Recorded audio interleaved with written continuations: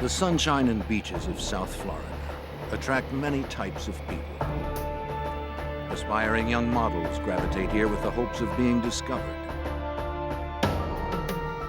Beginning in February 1984, the dreams of stardom darkened into nightmares when several young women disappeared.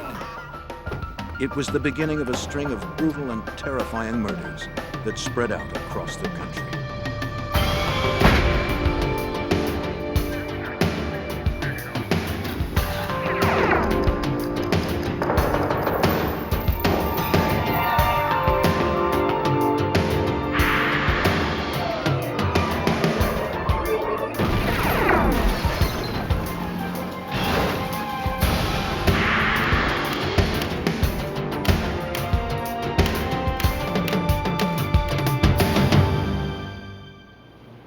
It's a model's job to rivet the public's attention.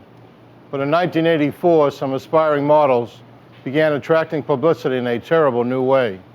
Across the country, dreams of glamour turned nightmarish as young women disappeared, only to be found tortured and killed. I'm Jim Kallstrom, former head of the FBI's New York office. When a suspect emerged, the FBI's 10 Most Wanted list became the tool we used to try to flush him out.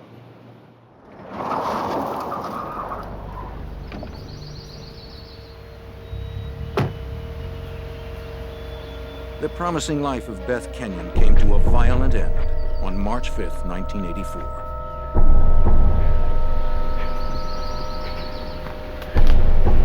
The attractive 23-year-old dreamed of becoming a model. She had even been a finalist in the Miss Florida pageant.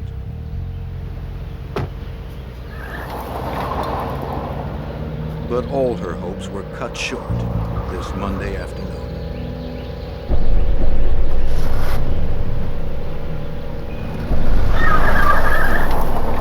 The next day, Beth's parents reported her disappearance to the Miami police.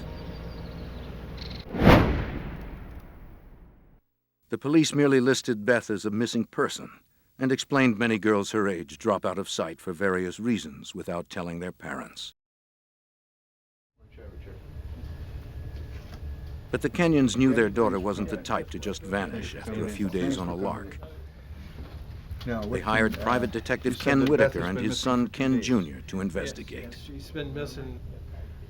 The Kenyons told the Whitakers that Beth worked as a teacher of emotionally disturbed children. She has a regular routine that she comes home. She was responsible and enjoyed a close relationship with her family. Strange there. This is, as you can see, where she had a 6 o'clock appointment. That she Fearing was not something sure had of. happened to Beth, the Kenyons had searched their daughter's apartment in North Dade County for anything that might help them find her. But all they found was an address book and a picture album. Beth, and this is Beth over here, and this is a boyfriend, somebody she went out with. This is just showing me a picture. Armed with little more than a few snapshots of Beth and her friends, the investigators went to work. The father and son team quickly narrowed down Beth Kenyon's last known whereabouts.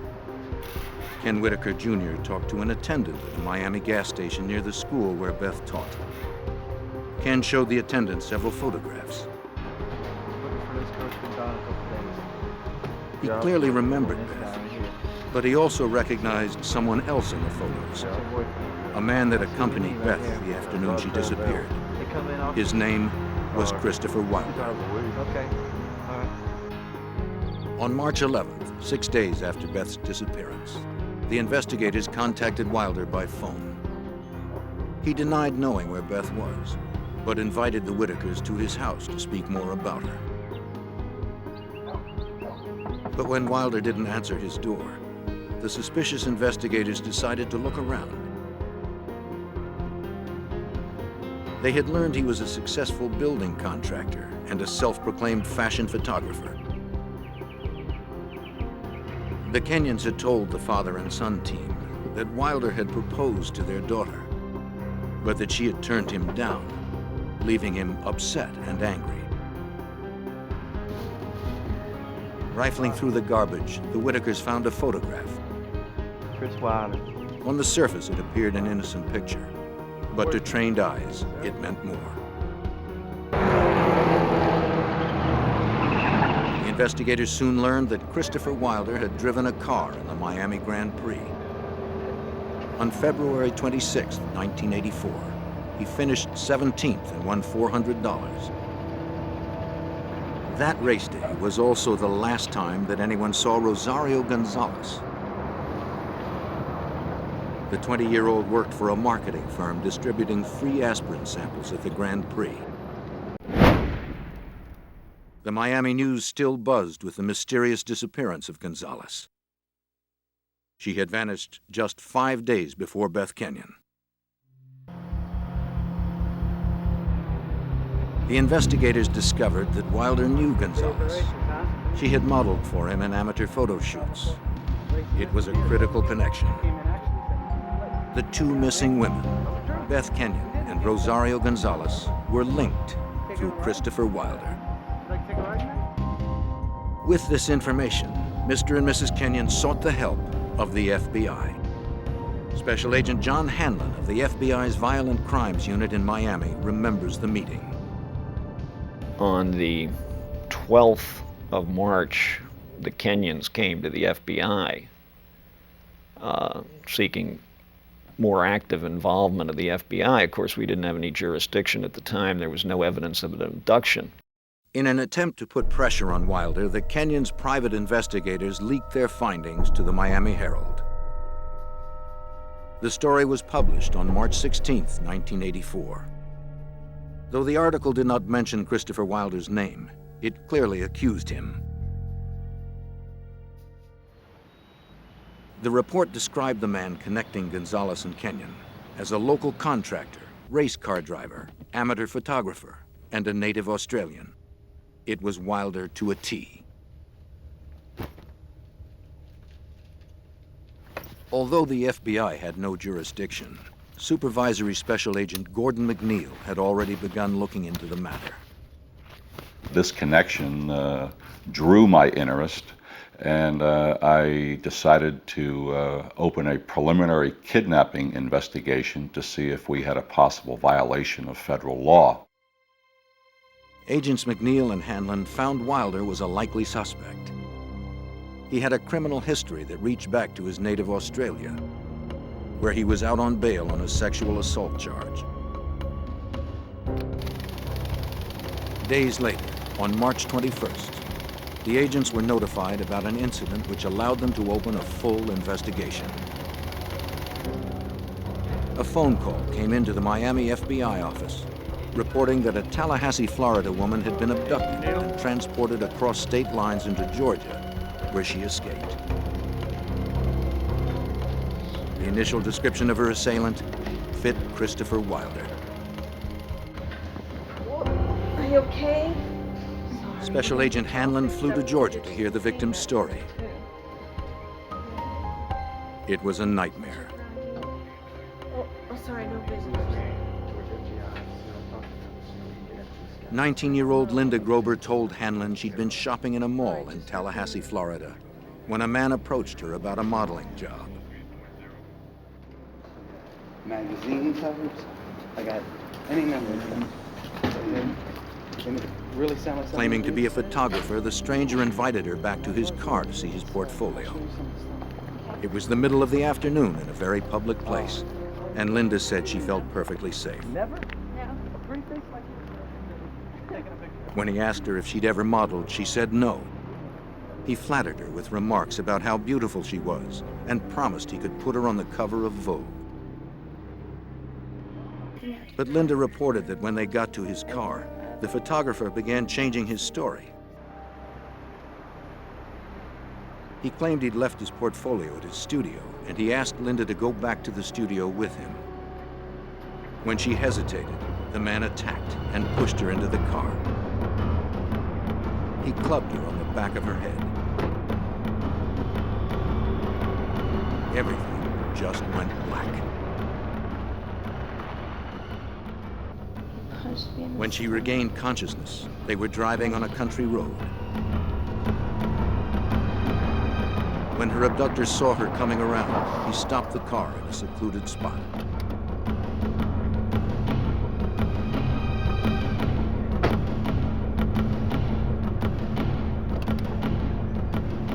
He dragged Linda from the car, telling her that if she tried to escape, he would kill her.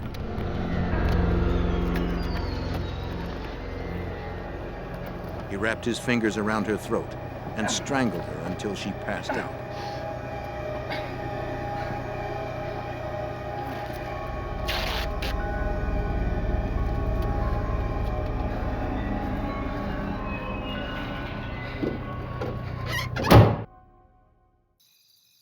The next time she woke up, she was wrapped in a sleeping bag, lying on a bed in a cheap motel room.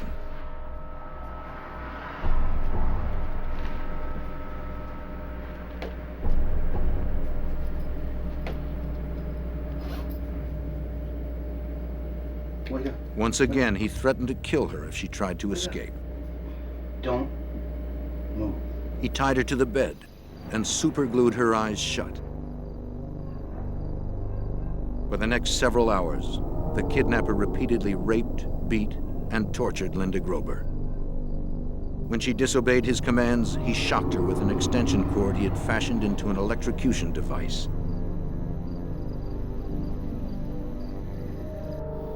And he tied The me abuse up. was so severe, Linda realized she would be dead before someone found her. And then we drove to a wheelchair. She managed to break free and locked herself in the bathroom. Somebody help!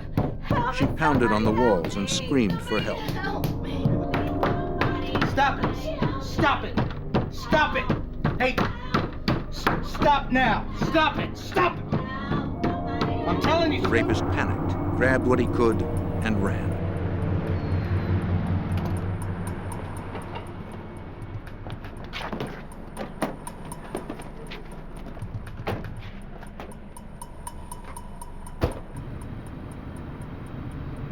Agent Hanlon showed Grober a series of photos and asked if she could identify her assailant.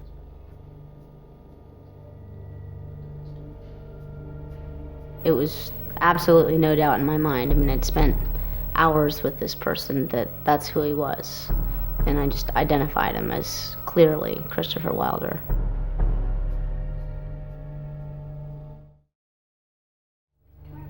Now 35, a PhD candidate and a single mom, Linda Grober's fierce determination saved her life.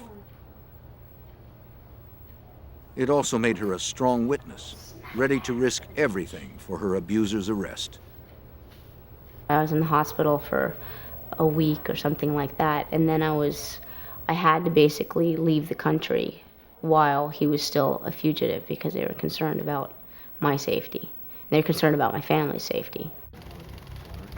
As heinous as Grober's ordeal was, it had the value of catapulting the investigation into a federal case. Because she had been abducted across a state line, the FBI now had full jurisdiction. Christopher Wilder was now wanted for the kidnapping and rape of Linda Grober.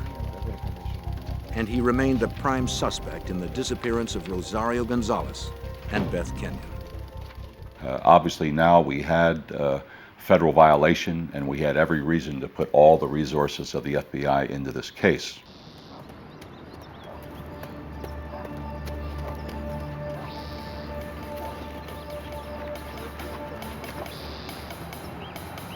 Not knowing exactly where to find Wilder, a team of agents descended upon his house in full force. Kicking in the door, they poured in, ready to arrest the suspect. Clear! Clear! Clear! Clear! But they found an empty house. Clear! Everything clear? All clear, all clear. Wilder had long abandoned it. All clear. He was on the run, days ahead of the federal agents. And every minute he remained free put another woman in jeopardy. The desperate chase had begun.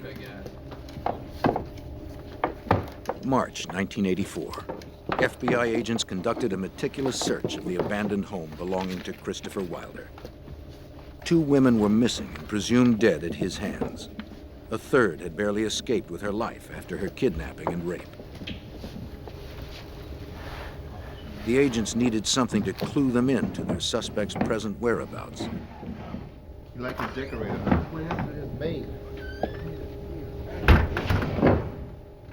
But before he left, Wilder had prepared his home for any investigator. The place had been manicured. There were basically no fingerprints left in Wilder's house. You're always going to find fingerprints inside a residence. It looked like everything had been totally cleaned. FBI and local authorities canvassed Miami and West Palm Beach. But no one reported having seen or heard from Wilder since he left Linda Grober in a Georgia motel. The FBI alerted police to keep an eye out for Wilder's car. They asked banks and credit card companies to monitor any transactions he might make. But informational systems in 1984 moved slowly. The leads trickled in and were usually too late for a quick response.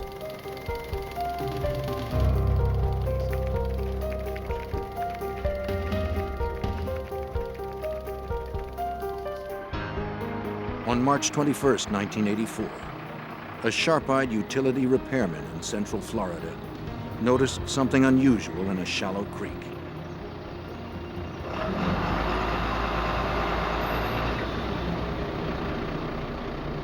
It was the barely recognizable body of a young woman. She was later identified as 21-year-old Teresa Ferguson.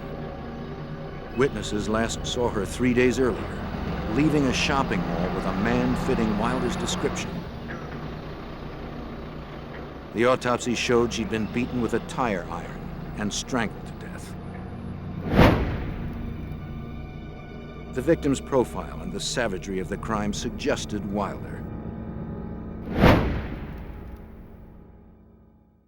But nothing directly tied him to it.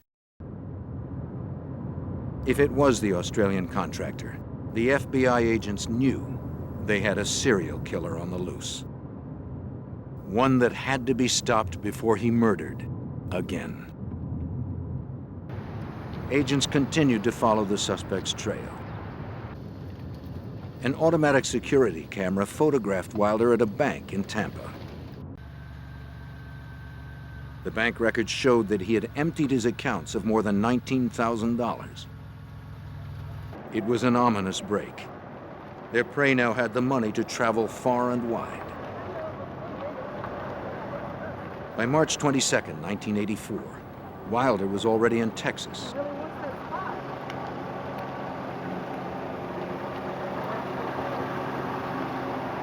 Witnesses saw him approach 23-year-old Terry Walden in the parking lot of Lamar University in Beaumont, Texas.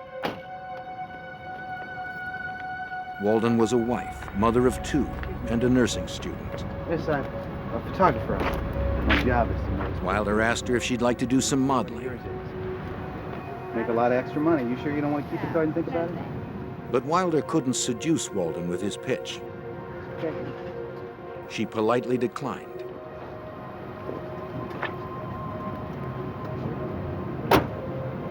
She had no way of knowing that she would soon see him again.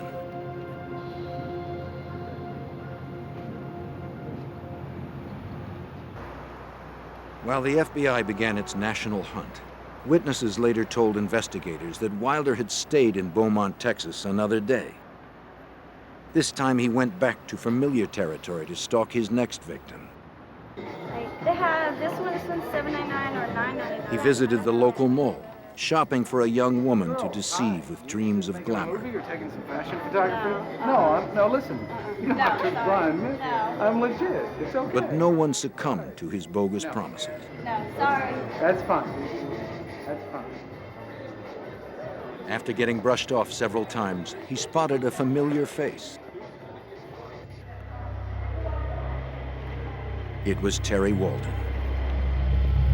Hey, hi. She had come to run errands after dropping her 4-year-old daughter off at daycare. Are you interested now? Will you take the card and just consider? Terry again turned Wilder down. No. I'm sure you could. But this time, he wouldn't take no for an answer. As she left the mall, Wilder followed her out to her car. In broad daylight, in the middle of a crowded mall parking lot, Wilder attacked Walden. He knocked her unconscious and pushed her into her Mercury Cougar.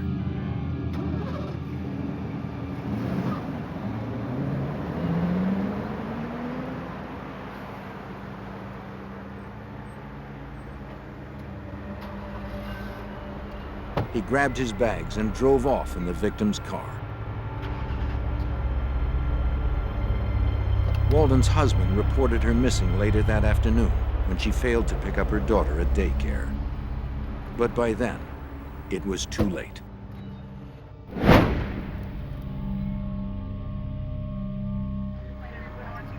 Terry Walden's body was found floating in a canal near Beaumont, Texas, a few days later.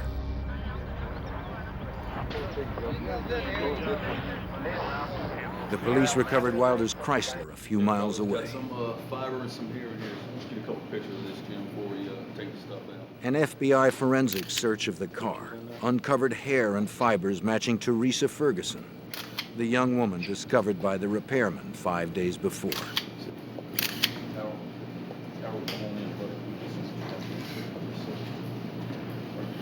It confirmed what the agents had suspected all along. Teresa Ferguson had been Wilder's fourth known victim. Get on the floor, bro.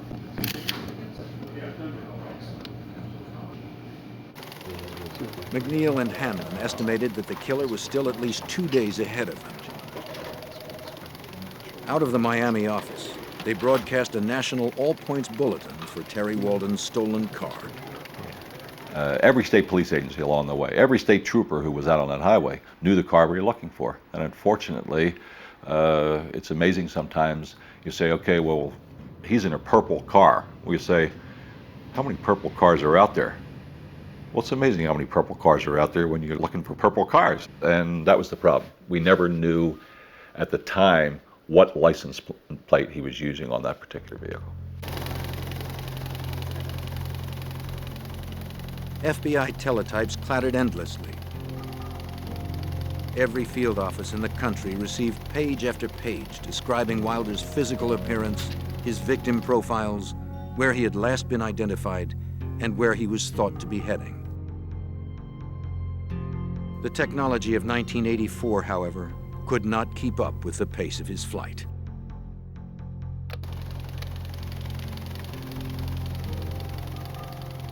There were so many leads on Wilder going back and forth all over the country. Every one of them went to all FBI offices for information, that the FBI teletype system was backed up over 48 hours for about 2 weeks because of the volume of information that was flowing back and forth on Wilder. That left the Bureau with only one certain way to track Wilder. They had to follow the grisly trail of corpses he discarded as he ran. The next victim was 21-year-old Suzanne Logan. She was last seen shopping at a mall near Oklahoma City. A fisherman stumbled upon her body 2 days after she disappeared. The location of her disappearance and the manner in which she died all suggested one thing. She had died at the hands of Christopher Wilder.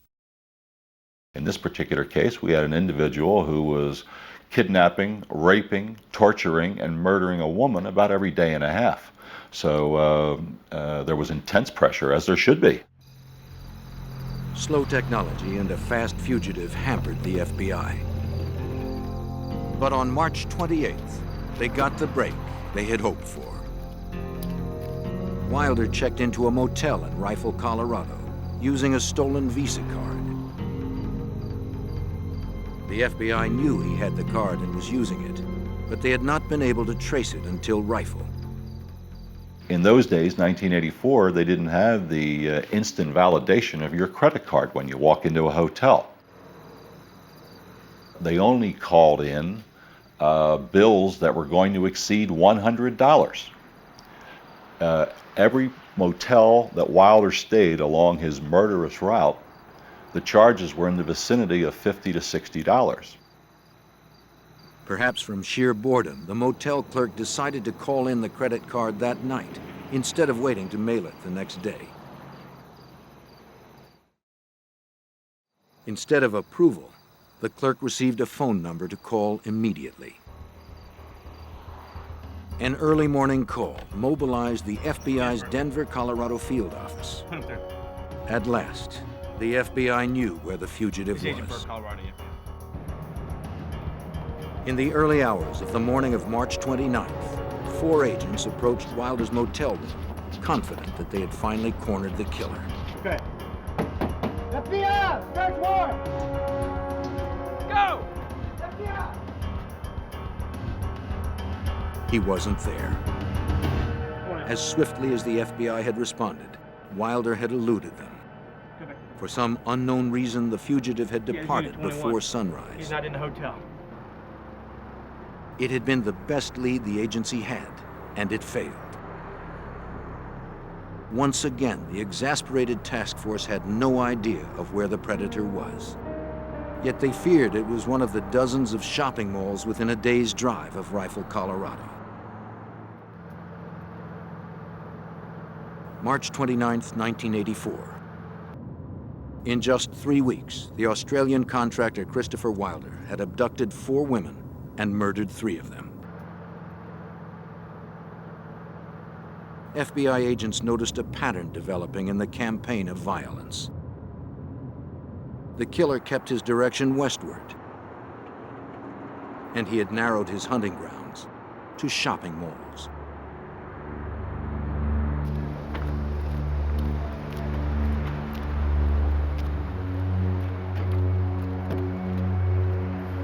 "18-year-old Cheryl Bonaventura was last seen at the Mesa Shopping Mall in Grand Junction, Colorado.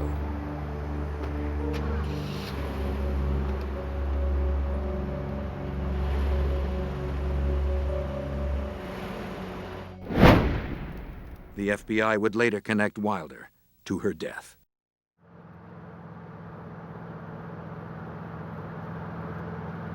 You had a man that you knew was on the prowl. You had a man who you knew as each day goes by that some poor soul in deathly fear of her life was dying in an extremely extremely painful way. To get the word out, the FBI cast a wide net. Across the country, agents notified security officers and mall managers about the danger, telling them to be on the lookout for the Australian. Investigators supplied malls with photos and flyers that were posted to alert shoppers. Despite the FBI warnings, a teen magazine held a cover girl competition at the Meadows Mall in Las Vegas.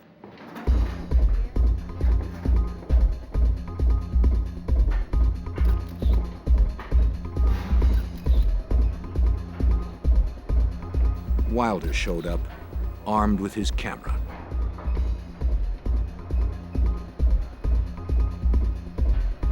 He chatted with several of the teens during the event, but eventually zeroed in on Michelle Korfman.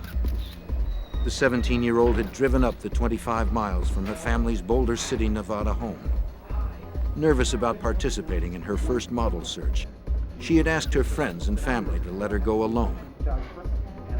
After a few minutes' conversation with Wilder, Korfman changed her clothes and left the mall with him.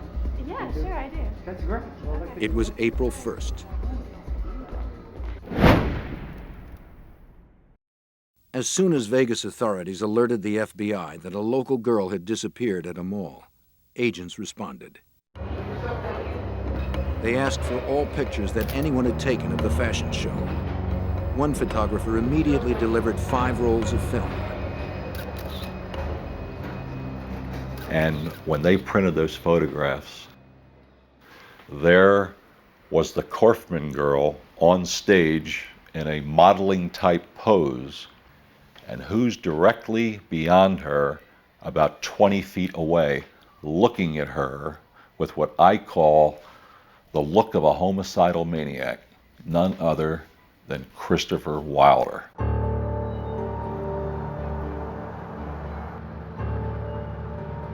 Like the others, young Michelle Korfman suffered at the hands of Wilder. He bound and gagged her with duct tape.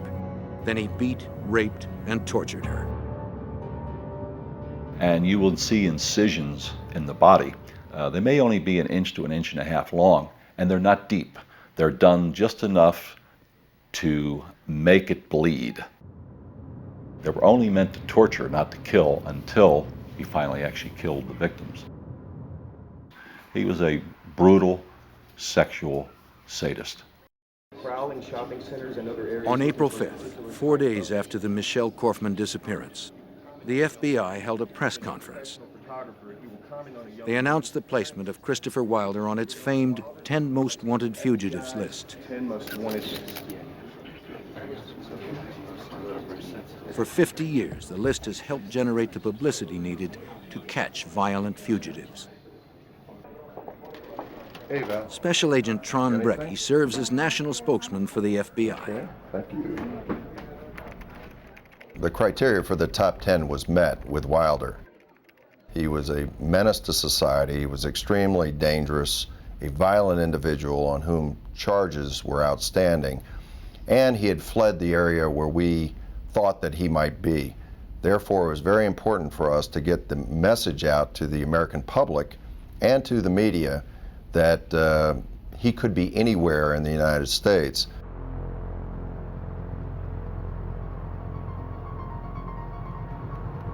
But Wilder's addition to the 10 Most Wanted Fugitives list came a day too late for Tina Marie Risico.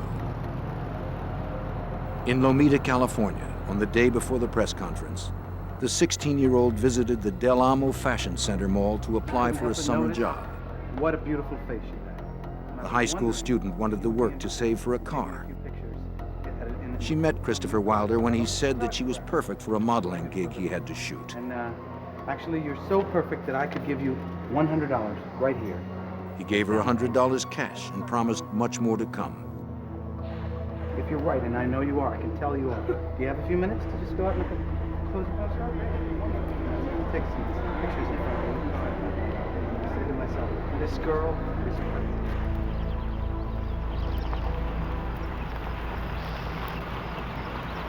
Wilder drove Tina Marie to a nearby park.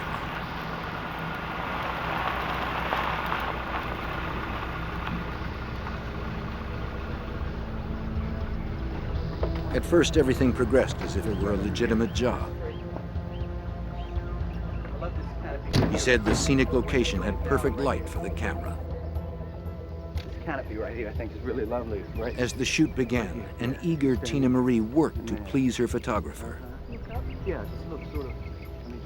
When Wilder told her to Let me change smile, lanes she did. real quick. When he Try told her looking to up that tilt her way. head, she did. And then it all turned wrong. Now, get in the car, all right? He pointed a .357 Magnum at her face and told her to get in the car. Quickly, quickly. The terrified teen had no choice but to obey.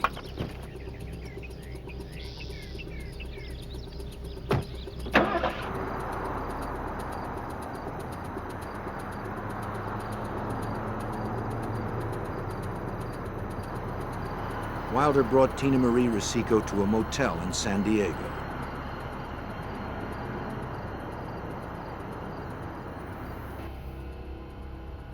There, like all the others, he beat his teenage victim, tied her to the bed, and raped her repeatedly.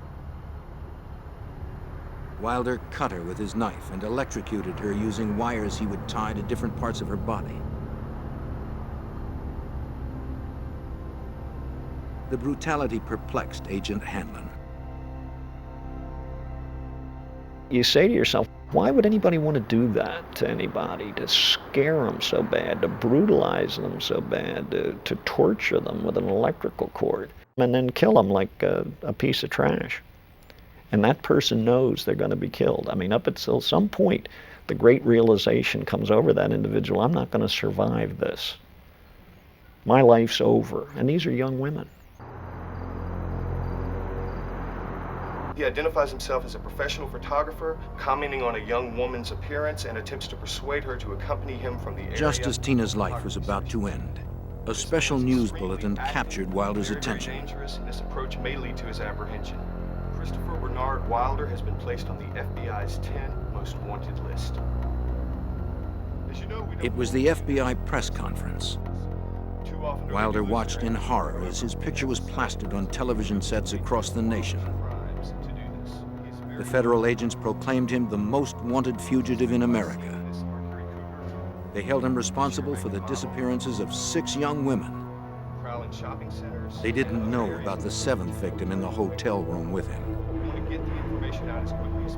We gotta move, come on.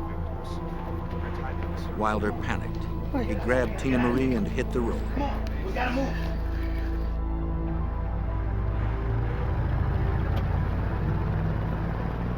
But now that he was top on the 10 most wanted fugitives list, Wilder landed on the front page of every newspaper and on the top of every newscast in the country.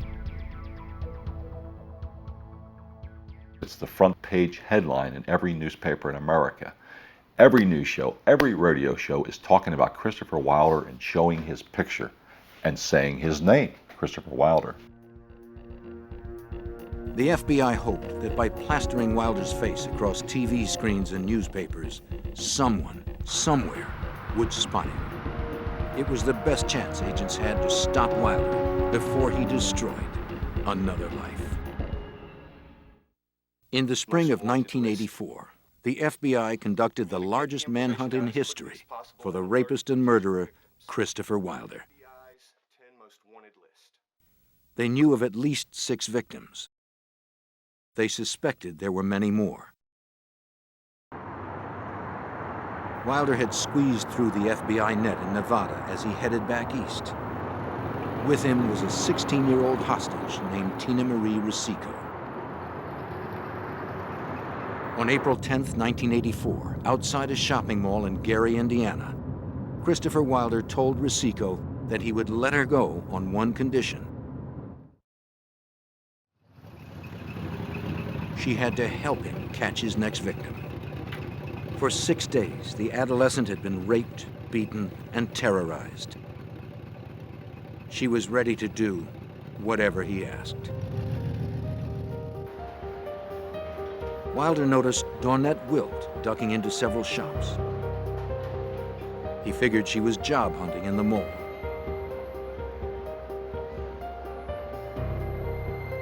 Rosico told Dawnette that Wilder was a store manager and wanted her to fill out a job application at his car.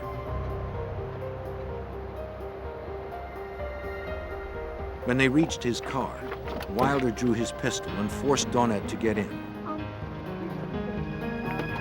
Sweetheart, why don't you just come with us? Get the car.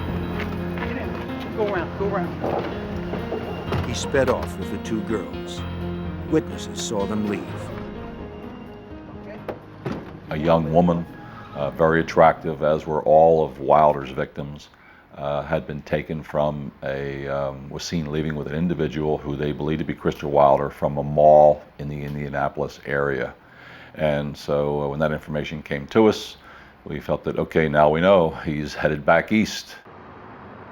The Bureau directed every agent east of the Mississippi to work on the case. Despite his promise, Wilder refused to release Tina Marie. Instead, he forced Rosico to watch while he tortured and raped Dawnette in front of her. The nightmare continued for 2 days. On the morning of April 12, 1984, Tina Marie heard a familiar voice on the morning news. Any kind of energy, and just put Tina come home alive safely. You know, we're all rooting for you. The word that we've got on national television, Tina Marie's mother begged the kidnapper not to hurt her daughter. Your daughter, and that there is every indication that your daughter is still alive. And Wilder flew into another panic. He packed up his hostages and left. Get her dressed and you get dressed. Now. Wilder complained that it was only a matter of time before the FBI caught up with him. He stopped the car in a wooded area near Penn Yan, New York.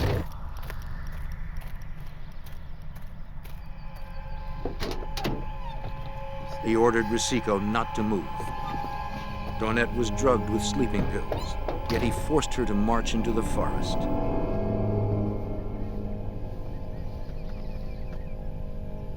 Left alone, Tina Marie pondered the opportunity to escape. But the horror of the last 9 days had broken her mentally. She stayed put.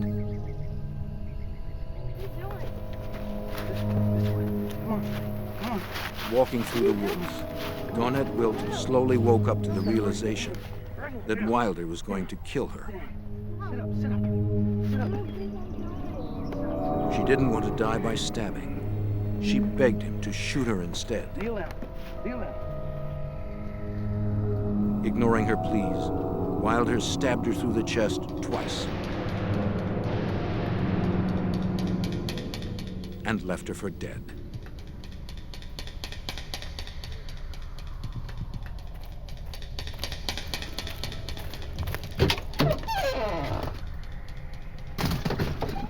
Okay, here we go.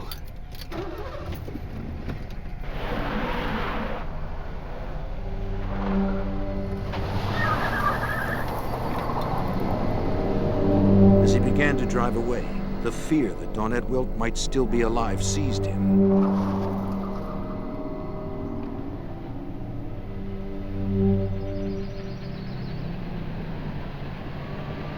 He returned to the scene to properly dispose of Dawnette.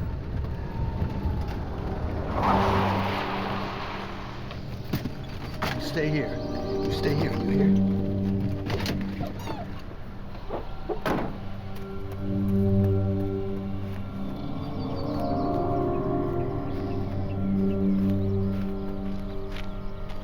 When he got there, he could scarcely believe what he saw. She was gone. Incredibly, Dawnette Wilt had survived. Stabbed twice, bleeding profusely, drugged and beaten, she had managed to pull herself up and escape to a road where a passing motorist rescued her. Thanks to Wilt's testimony, the FBI now pinned Wilder in the Northeast, still driving the Mercury Cougar he had stolen from Terry Walden. But for how long? After he went back and found out that she was no longer there, he realized obviously that he had to do something with this vehicle. He needed a new vehicle. And he got into western New York State. Once again, he headed for the nearest mall.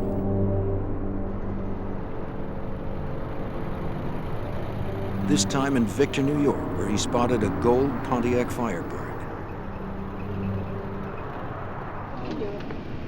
He told Rosico she would take the wheel of the Cougar and follow him wherever he went.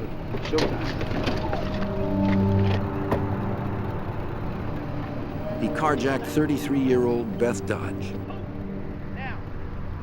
At gunpoint, Wilder forced her into the back seat of her Firebird. The emotionally shattered Tina Marie did as she was ordered.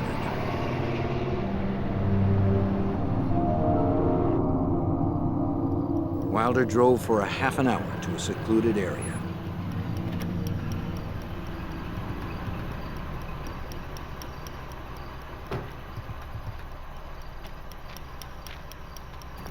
Come on, get out. Come on, just get out. Just get out. Just get out. Listen, I want you to get the white suitcase, and I want you to get the camera, and I want you to put it in this car and wait for me, you understand?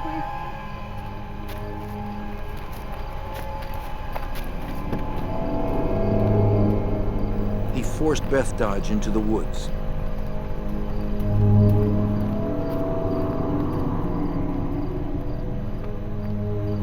Moments later, Tina Marie heard 2 shots echo out from the trees.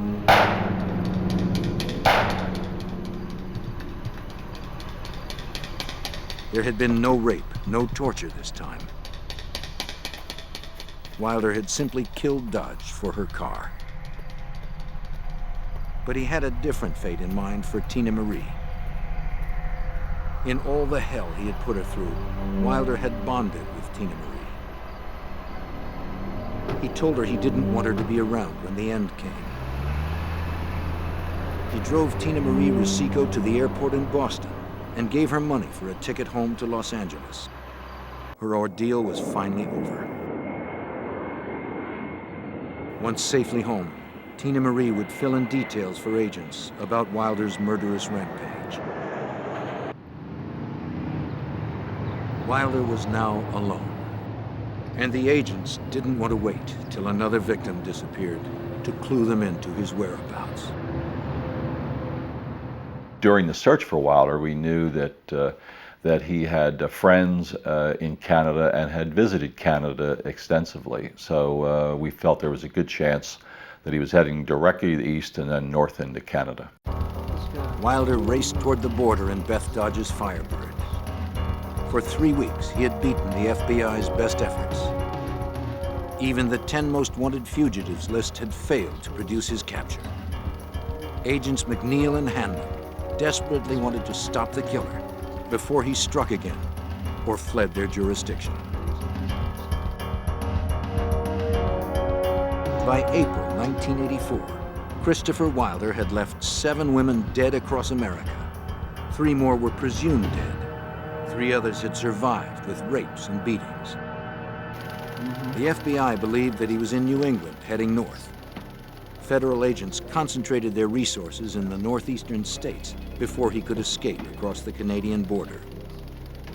I mean, the FBI had agents out circularizing in the wanted poster out and that kind of thing, but the best thing you have going for you are the hundreds of police officers up in that area who are many more eyes and ears than FBI agents available in New England. On Friday, April 13th, 1984, Wilder stopped for gas in the tiny town of Colebrook, New Hampshire, about a dozen miles from the Canadian border. While he filled the tank, he casually asked an attendant about the paperwork that might be needed to cross the border. 2 state troopers, Wayne Fortier and Leo Jellison, spotted Beth Dodge's car.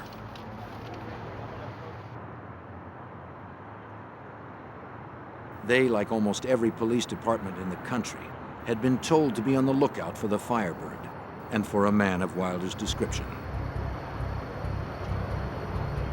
Jellison asked Wilder if he could speak with him. Buddy, can I go over for a second? Please, get out of the car! Wilder leaped into the Firebird and grabbed his .357 Magnum. In the struggle, the weapon went off. Officer Jellison was shot in the chest. He would live. But Christopher Wilder would not. The bullet that wounded Officer Jellison first passed through Wilder. It pierced his heart, killing him instantly. Wilder's cross-country reign of terror ended with a 10th death. His own. Authorities ultimately recovered the mutilated bodies of Cheryl Bonaventura and Michelle Korfman in the months afterwards. But the 2 missing women that started the investigation, Rosario Gonzalez and Beth Kenyon, were never found. Mr. and Mrs. Kenyon went to their graves without knowing the fate of their daughter. Other victims and their loved ones have struggled to restore their shattered lives. Linda Grober has also learned a chilling lesson. I think an important point to make is that these people are not always demons, and they don't always have tattoos, they don't always have long hair. They're often extremely eloquent, and they're disguised, and they can fit easily into your father's living room after dinner sipping a wine or a brandy. The terrifying truth is that Christopher Wilder was not unique. He made the Most Wanted Fugitives list, but there are dozens of killers like him each year that never reach national attention. They trawl our shopping centers, our schools, and our churches, searching for victims. Vivid dreams of easy fame and fortune can quickly darken. Only through public awareness, tireless vigilance, and the resourcefulness of the FBI can we hope to keep these predators at bay. On the morning of March 3rd, 1993, in Silver Spring, Maryland, Vivian Rice stopped by her sister's house on her way to work. But this morning, something was wrong. Both garage doors were open, and her sister's minivan was missing. Inside the house, Vivian would discover a brutal triple homicide, executed by one of the most ruthless and cunning killers to ever challenge the FBI.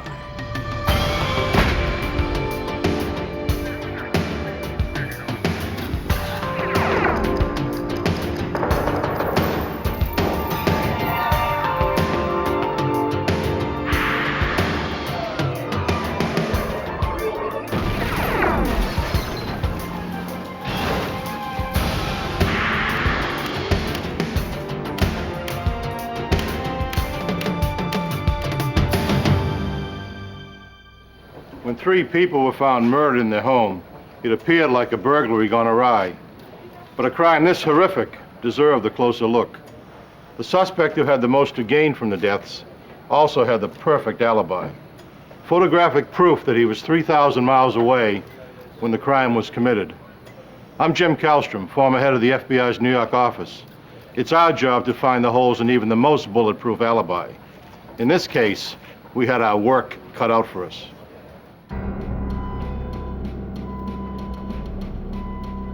A Montgomery County, Maryland police officer responded to Vivian Rice's frantic 911 call.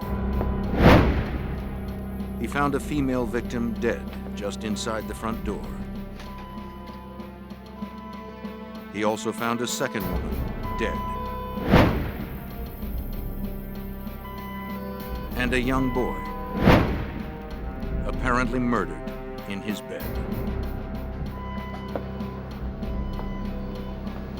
We got 3 victims here. Need detectives and evidence technicians over here. Through the day and into the night, investigators would scour the scene for evidence, thoroughly searching both inside and outside the house. They soon identified all the victims. Mildred Horn was a 43-year-old divorced mother employed as an American Airlines flight attendant. She had been shot 3 times in the head.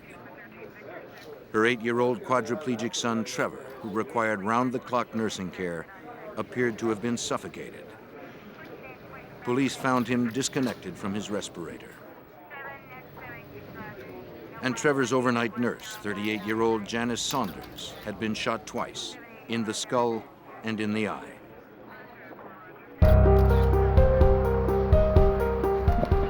Evidence technicians began work immediately. They were thorough, but there was little evidence to collect. They dug a single distorted bullet fragment from the wood beside Trevor's window.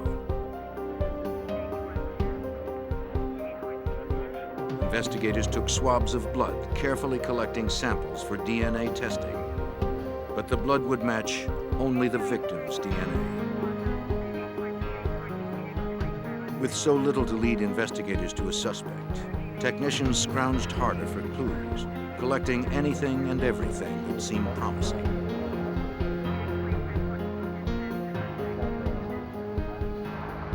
Outside the house, investigators found a metal file.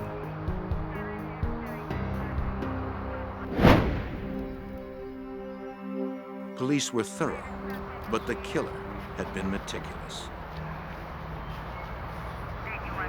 Montgomery County, Maryland homicide detective Craig Wittenberger, named lead investigator, struggled to make sense of a case with 3 helpless victims, no obvious motive, and few clues. There were some things that struck us as odd, I think, from the very beginning of the on-scene investigation inside the house. The foyer area, a closet, the contents had been dumped, everything been pulled out of the closet, dumped onto the floor. We found a purse, which we would later learn ultimately belonged to Millie. You had a lot of stereo entertainment equipment, TVs, a lot of jewelry, furs, that was untouched and left. Which again strikes you as odd. If this is a burglary or robbery gone bad, you're going to take something. In fact, Mildred's minivan was missing from the garage, as her sister had noticed. But it was found quickly, not far from the house.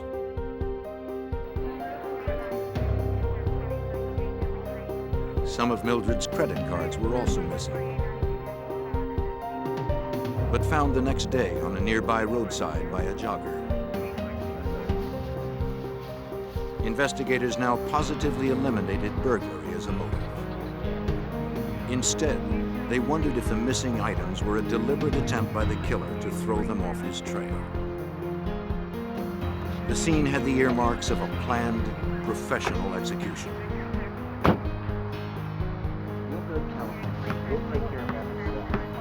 As for a suspect, at the crime scene, Vivian told them Mildred's ex-husband, Lawrence Horn, was probably responsible.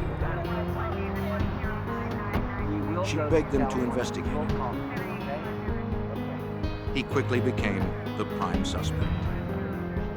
All the family members were giving us this information that kept pointing to Lawrence Horn, that would be based on the very stormy, rocky relationship that Millie and Lawrence Horn had had for many, many years.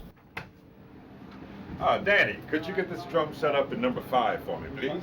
All right.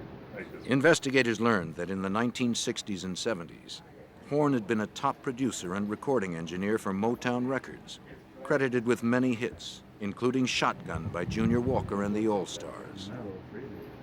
He'd married Mildred, an airline attendant, in 1973. Then he'd moved with Motown from Detroit to Los Angeles. Okay, give me the test. But when the company's fortunes waned, so did his. 3. He and Mildred divorced in 1987, but their problems continued. As Bob Dean, Maryland Assistant State's Attorney, soon discovered. We did some research on Lawrence Horn in the courthouse that day, particularly what the status of his child support payments were and whatever civil aspects of his ongoing civil battle with his wife were. And he had just been held in contempt several months before for failure to pay $18,000 in child support.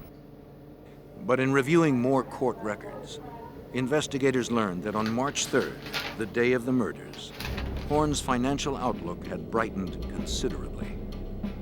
With his wife and son dead, he now stood to inherit $1.7 million. The money came from a malpractice settlement awarded to Trevor when a routine operation left him with brain damage. Should Trevor die, the settlement also listed his beneficiaries. The beneficiaries of Trevor were obviously his mother and his father, and that was Millie and Lawrence. If Millie were dead, Lawrence got everything. Hello, Miss Horn? Yes, At Detective Wittenberger's request, the Los Angeles Police Department contacted Lawrence Horn within hours of the murders. Lawrence, I think you better come out here. Yes, Bob. They tracked him to his mother's house. Mr. Horn? I'm Officer Police Nolan. told Horn about the murders and were surprised by his response. Am I a suspect? No, sir. Mr. Horn's behavior was very odd. It was odd enough that the LAPD officers took note of it from the very outset. Not only did he not want to cooperate and want an attorney, basically his only questions or inquiries about were whether he was a suspect in this thing. Police took him to the station for further questioning. They asked where he was at the time of the crime. He told them he was with his live-in girlfriend, Shira Bogan, I was at home. and described their activities. Later they would question her, and she'd corroborate his story. I was at home. If Horn or someone he employed had crossed state lines to commit the crime, they would have violated the Interstate Travel in Aid of Racketeering statute, a federal offense under FBI jurisdiction. Now, the FBI was brought in.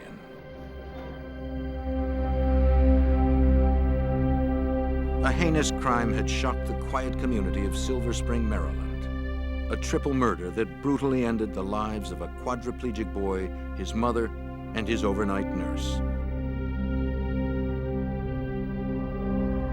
With the prime suspect 3,000 miles away in Los Angeles, the prospect of an interstate investigation loomed. Local detectives called on the FBI. Okay, all right, goodbye. Special Agent Ed Roach was named case agent. The case immediately became a coast-to-coast investigation because the principal suspect was living at that time in Los Angeles. So we involved the Los Angeles division of the FBI. Perhaps that we could assist later in the investigation, either through profiling at Quantico or with the assistance of the FBI laboratory. Desperate for more clues, investigators sent a canine team back to where Mildred Horn's credit cards had been found by a jogger. The team soon recovered a rusty piece of metal, badly corroded, but clearly a gun part. Wittenberger sent it to the FBI lab for testing. FBI examiners determined the part was a trigger mechanism from an AR-7 rifle. A gun that's easy to disassemble into small pieces for transport or disposal, which seemed exactly what the killer had done. He had also taken another step to distance himself from the weapon. He'd very carefully drilled out the serial number. Often, a trained examiner can piece these numbers back together, but this killer had erased them for good.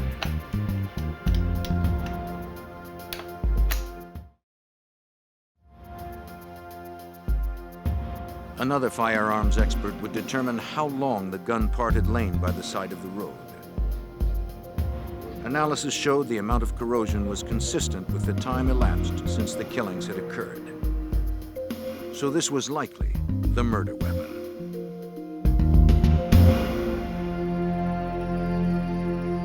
While the FBI lab processed the gun part, investigators in Maryland interviewed Tiffany Horn, Lawrence and Mildred's 18-year-old daughter. Right straight ahead. She was a student at Howard University in Washington, D.C.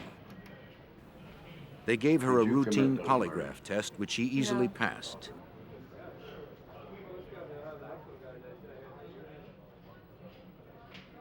Did you commit those murders? No. Later that day, Tiffany would talk with Detective Wittenberger, revealing 3 key clues. The first was something that had happened in the summer of 1992. Her father had called, asking her to videotape the outside of her mother's house for him, along with Trevor's room. The idea was so bizarre, she'd only taped Trevor and his nurse, with Trevor in his bed, attached to his respirator. Tiffany gave the tape to her father. Now Wittenberger and the FBI wondered if Horn wanted someone to know the layout of the house. Then, on March 1st, 2 days before the murders, Horn had called her again. He wanted to know where his younger daughter, Tamiel, would be for the next few days.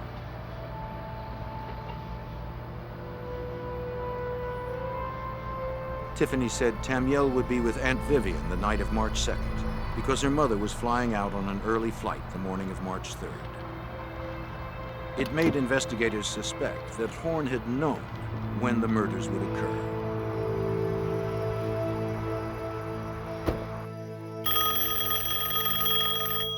Tiffany shared one other revealing incident that day.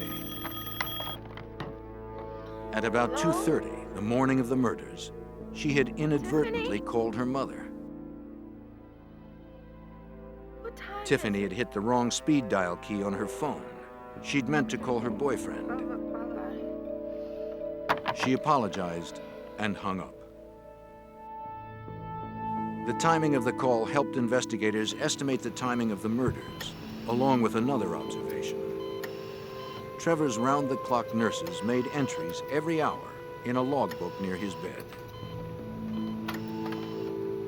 Based on that, the 2:30 phone call, the 2 o'clock entry in the nurse's log, and there not being a 3 o'clock entry, and the autopsy findings, I think we pretty much based the time of death as being around between 2:30, 3 o'clock in the morning. On March 11th, about a week after the murders, Wittenberger and his partner flew to L.A. Police officer, search warrant! With the assistance of the Los Angeles Police Department, they carried a probable cause affidavit to search Horn's apartment.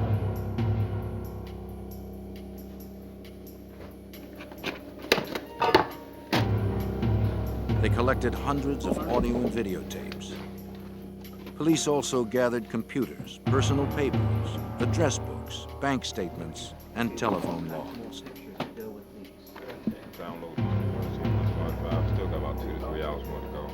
Back at the station, investigators began the time-consuming task of reviewing all they'd recovered.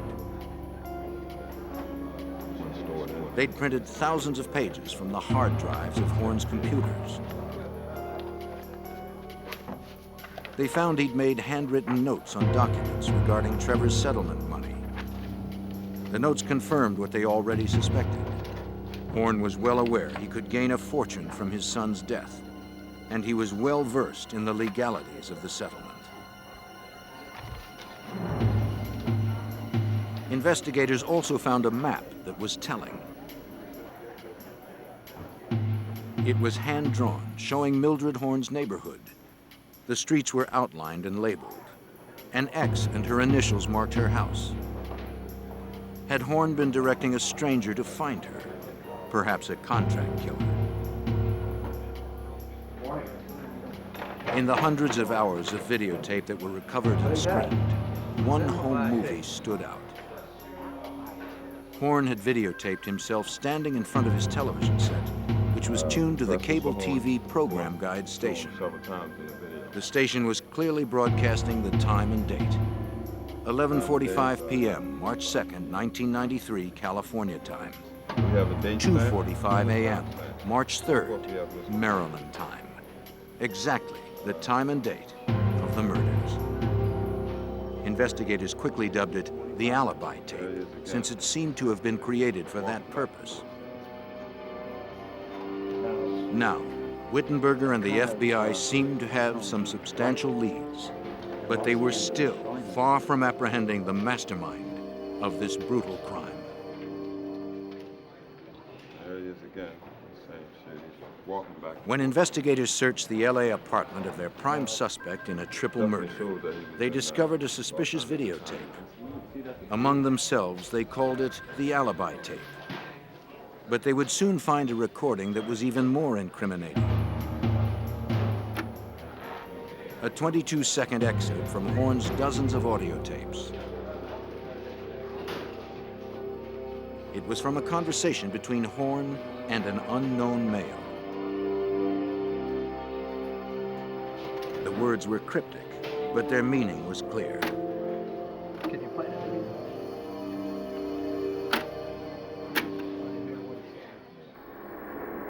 I gave a talk? No. Okay. All right, so I'm sitting there. Can you, Take a picture. I can take a picture of him, right basically there, but I couldn't, the noise, you understand what I'm saying? I wasn't able to do that. I didn't want to go front-wise. After listening to that, we felt Mr. Horn probably was in Los Angeles at the time. We also felt after listening to that conversation that this was probably the individual that committed these homicides making that phone call. With the help of the FBI, investigators subpoenaed telephone records from AT&T for all the calls placed to Lawrence Horn's residence from a week before the murders to a week after. Most were useless, but 4 long-distance calls stood out. 2 had been made just days before the murders from a Detroit payphone. The other 2 were made in the early hours of March 3rd from payphones near Mildred Horn's house.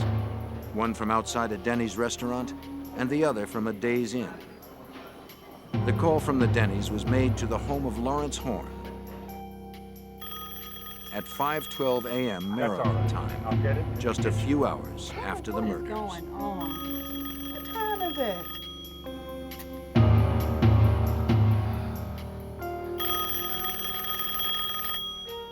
Was it the cryptic 22-second conversation? Yeah. And who had made the call?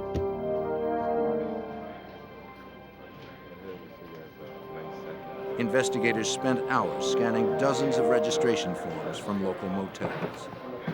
A check of the hotels and the motels in the area, a few miles circumference of the murder scene, turned up an individual checking in approximately midnight the day these murders were committed to the day's end, using a Michigan driver's license in the name of James Edward Perry.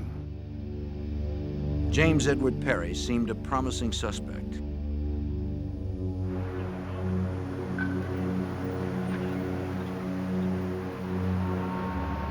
With Lawrence Horn's roots in Detroit's music industry and the Detroit call in his telephone records, perhaps there was a connection. Background checks revealed he'd served about 10 years' time for shooting a Michigan state trooper after an attempted bank robbery in the early 1970s. Now he was a minister.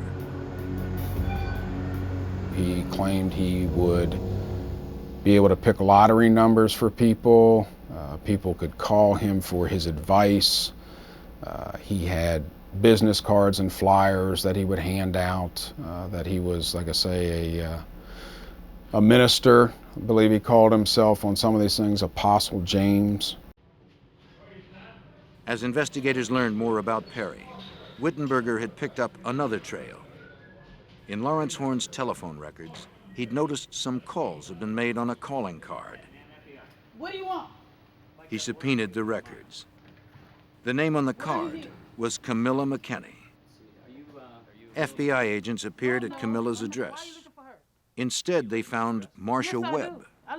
It turned out she was Lawrence Horn's cousin. Oh, no. She said Horn had asked her to get the card, claiming he needed it for business. She'd made up the name McKinney. She thought her past payment problems might keep her from getting a card. The calling card records revealed a complex web of phone calls. They began almost a year before the murders and continued for several months after. We examined the records for that calling card account and saw that there were numerous calls throughout 1992 and 1993 from payphones in Los Angeles.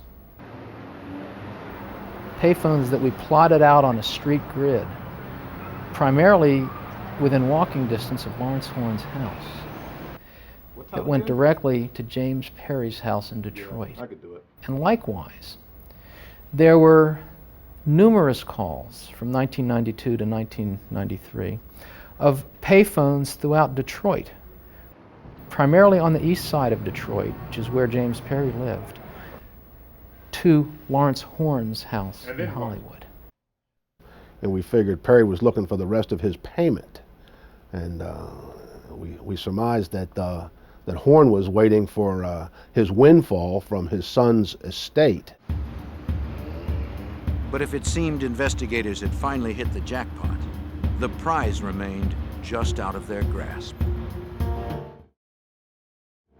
Connecting suspects to calls required painstaking detective work, logging the time and phone number where each call was made and received, then attempting to place the suspects accordingly.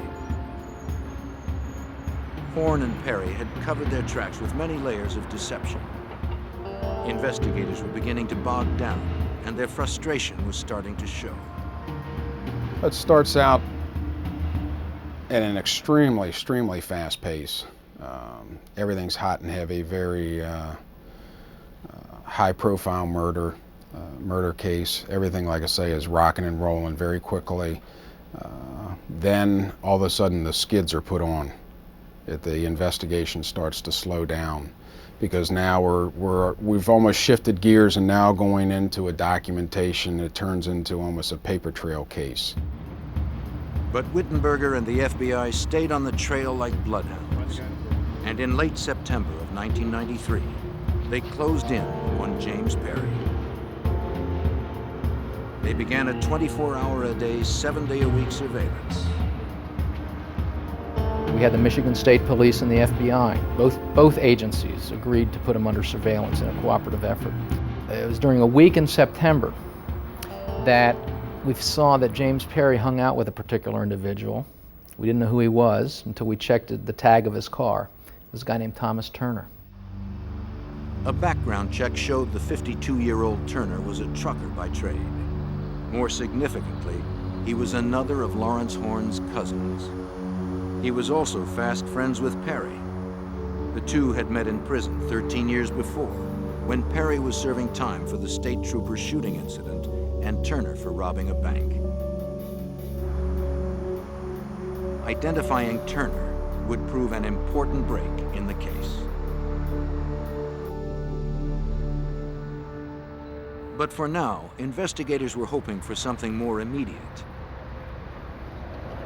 Wittenberger and an agent did what investigators call tickling the wires. They paid Perry a visit, thinking Perry would then contact Horn and start talking. The investigators only talked briefly with Perry, but he admitted he was in Maryland on March 3rd, though he claimed it was for business and that he knew nothing about the murders.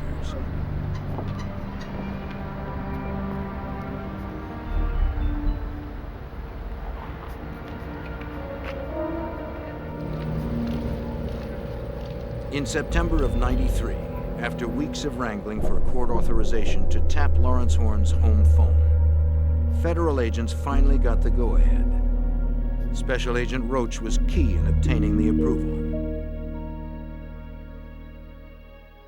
We were hoping to get the smoking gun, the conversation between James Edward Perry and Lawrence Horn. We were hoping for a conversation that would say something like, I want the rest of my money, you know, I did the deed, the down payment's not enough, you promised me such and such, I only got this, and now I want the rest of my money, or maybe you're going to be next. Something like that would have been terrific. But Horn and Perry were too sly to let anything slip.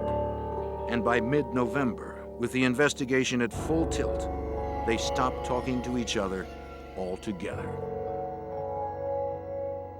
Despite months of slow but steady progress, Horn and Perry were still one step ahead of the law. The FBI's coast-to-coast investigation of a triple murder committed in Maryland left agents scrambling to link LA's Lawrence Horn and Detroit's James Perry to their case. Investigators knew the two men were talking, but they didn't know how. Were they using Perry's former jail buddy, Thomas Turner, as a go-between?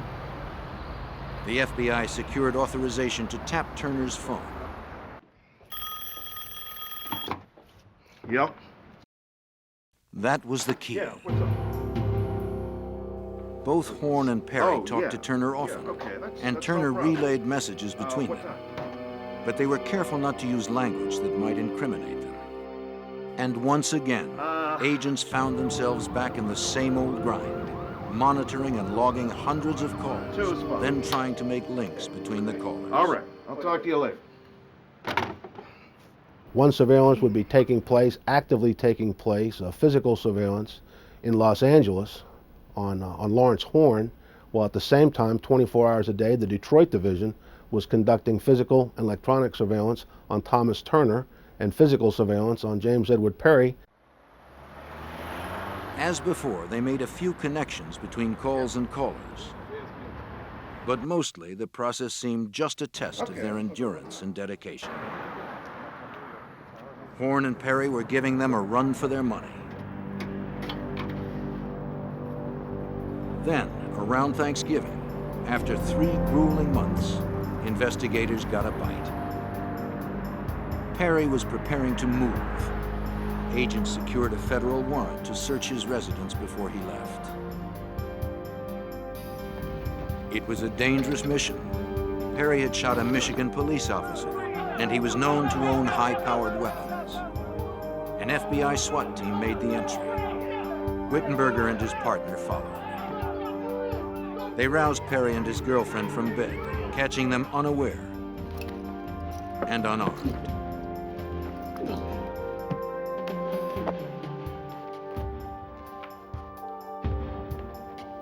Then they began to search the house. Police collected videotapes, bank statements, and other documents. Much of what they found seemed strangely out of place in the home of a so-called minister. There were voodoo relics, Soldier of Fortune magazines, and books on topics like criminal investigations, managing gunshot wounds, and interpreting bloodstain evidence. Investigators hoped to prove that Perry had bought the books as well. They called the publishers, getting only one hit from Paladin Press. A canceled check proved to be the turning point in the case. Perry had ordered 2 books from Paladin Press about a year before the murders, 2 chilling titles: Hitman, a manual for independent contractors, and How to Build Disposable Silencers. When you read through those books, it was very disturbing to see the number of similarities and parallels from the Hitman book to what transpired inside Millie's home on March 3rd. Finally, the pieces began to form a single picture. Mildred's missing minivan was explained.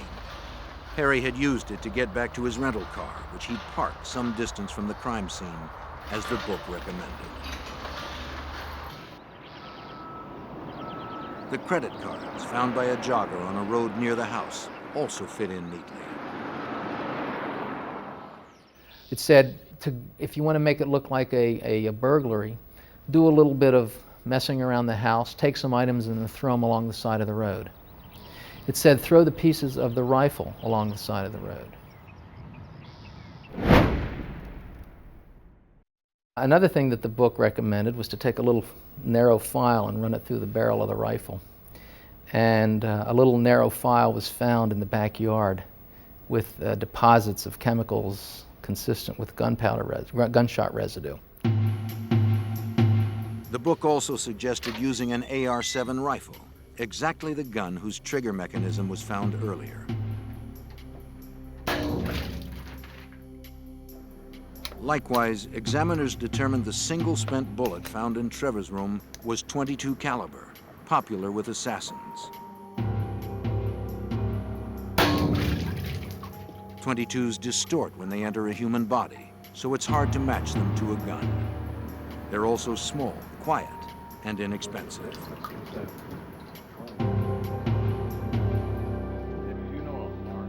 In January of 1994, there was another big break in the case. After months of pressure from Wittenberger, a grand jury subpoena finally brought in Thomas Turner. He agreed to talk in exchange for immunity. 1992. Could have. In a deposition for a Maryland grand jury, Turner said his cousin, Lawrence Horn, had come for a visit in May of 1992, 5 months before the murders. Though Turner hadn't seen him in 20 years, Horn immediately complained of trouble with his ex-wife Mildred. Turner gave him the name of James Perry. Yes, I'm sure. That's all Turner would say, though Wittenberger believed he knew much more.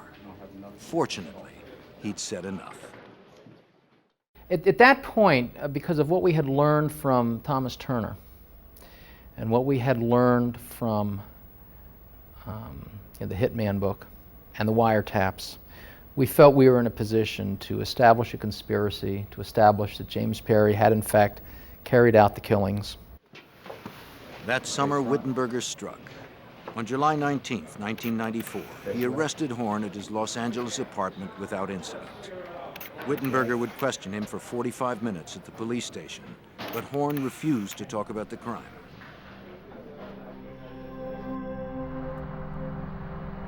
On the same day, FBI agents in Detroit were waiting for a judge to sign the warrants for the arrest of Perry. In the meantime, they conducted an overt surveillance. The tactic is designed to pressure a suspect while making sure he doesn't flee. It wasn't supposed to be a covert surveillance, and we really didn't care if he saw them or not. We just didn't want it to be a confrontational surveillance until the warrants were signed.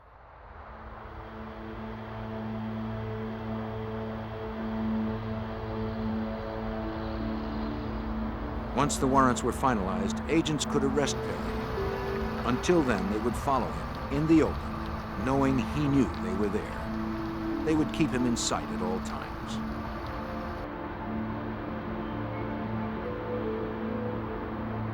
Perry grew increasingly annoyed. The FBI didn't let up. It seemed Perry wondered what the FBI was trying to do, though he seemed more irritated than concerned.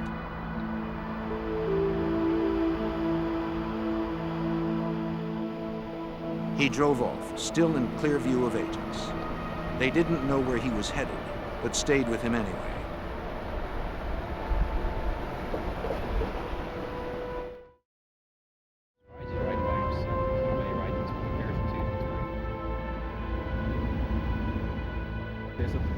Watching. He stopped to pick up a friend.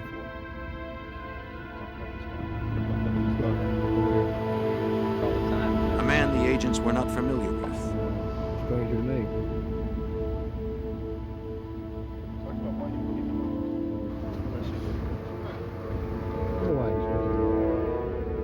The two drove off in Perry's car, with the tail close behind.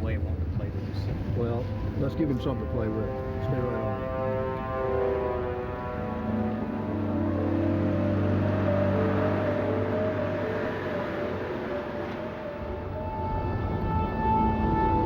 Then, incredulous, agents guessed where Perry was going. After only about an hour, the constant tail had made Perry so angry, he decided to file a complaint. Amazingly, he took his gripe straight to the Detroit FBI field office. Perry's timing was incredible. He and his friend arrived at the office just as FBI agents awaited final word on his arrest warrant. I want to see an FBI agent now. This is a bad idea, Perry. Now! I want to see an FBI agent right now. Perry demanded to see an agent. I'm not going to calm down. And he was quickly accommodated. A clerk called Special Agent Roach. Bring heat on yourself. Bring him on in. Come on, You're sir. on your own now, man. Sir, would you step aside, please? While agents checked him for weapons, Perry confronted Roach, wanting to know if agents were going to arrest him or if they were just planning to harass him. First of all, I appreciate And we told him in minutes, you were going to expect a phone call from Montgomery County, Maryland, telling us the warrants have been signed and you've been indicted for 3 counts of first-degree murder. what you're doing, man. And the telephone came in a few minutes later, and we advised him that he was, in fact, under arrest. You have the right to remain silent. And you have the But right to now, legal counsel. even with If you'd both like men in to custody, statement, one ensure question all still your rights are remained. protected and observed. If Perry was the hired gun, how had Horn paid him for the crime? After months of relentless pursuit by local investigators and the FBI, the elusive Horn and Perry were finally in custody. But there remained a nagging question. How had Horn paid Perry for the crime?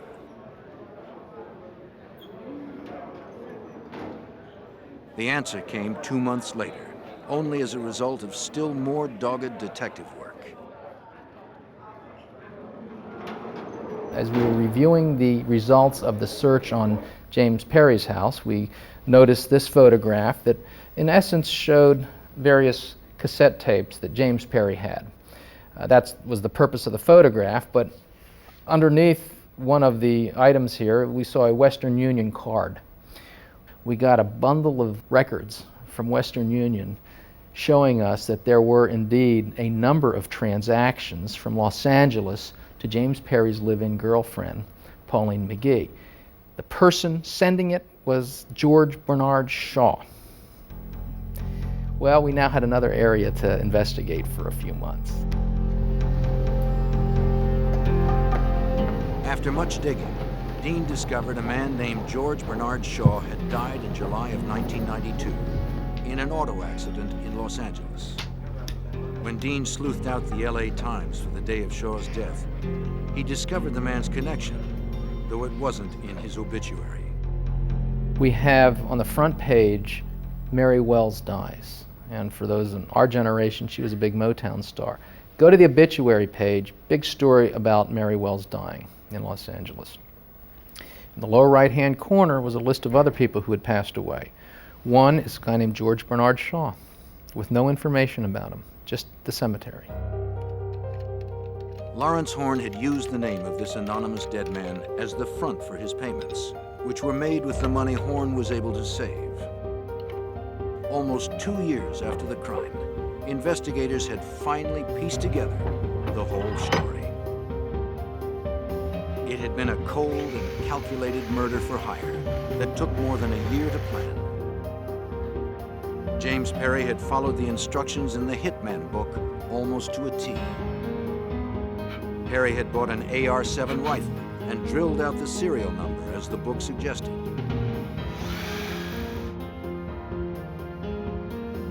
And he'd built a disposable silencer using the book's directions. He'd carefully cut the parts and assembled it. He also packed a bag of supplies, a brown mechanic suit so he could walk through Mildred's neighborhood looking like a repairman, and latex gloves so he'd leave no fingerprints. In the months before the crime, he and Horn had talked often, discussing each detail. At Perry's request, Horn had sent him a map of Mildred's neighborhood and a video of Trevor's room. Horn had chosen a date when Tamiel would be out of the house, his only show of mercy in this heinous crime. On the appointed day, Perry had driven a car rented by Turner from Detroit. He checked into a motel near Mildred's house in Maryland. Perry had paid cash, as the book recommended, hoping the motel wouldn't require an ID. I have to see some ID. Paying cash. I need to see. But it did. It's possible. Without his Xerox driver's license, police might never have cracked the case. We couldn't believe that he did something that dumb, that put him in Silver Spring, Maryland, on the date and the time of the murders. Then, he'd driven his rental car to a shopping center near Mildred's house and walked from there, following Horn's hand-drawn map.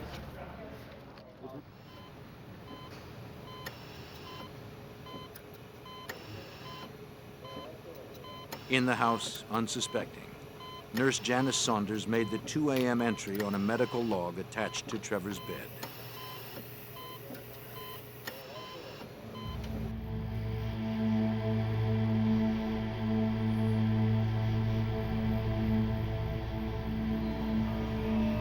Perry approached the French doors at the back of the house, as planned.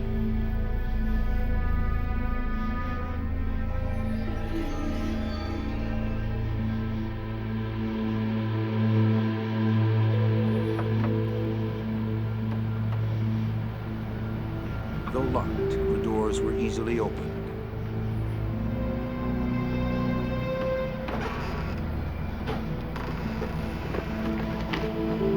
He entered, barely making a sound.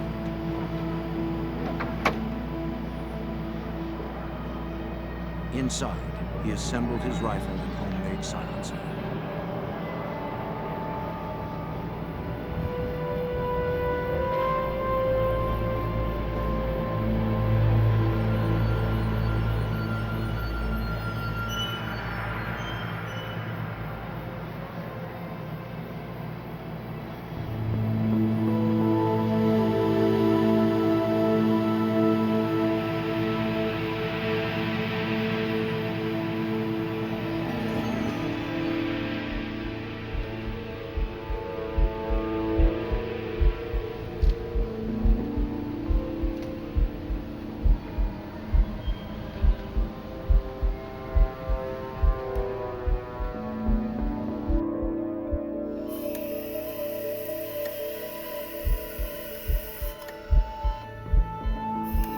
likely took Saunders completely by surprise.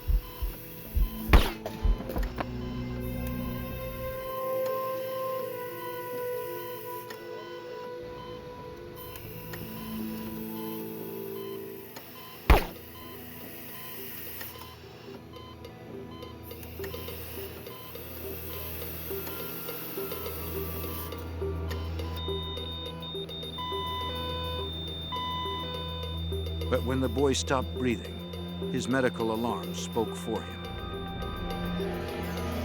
Upstairs, his mother awoke.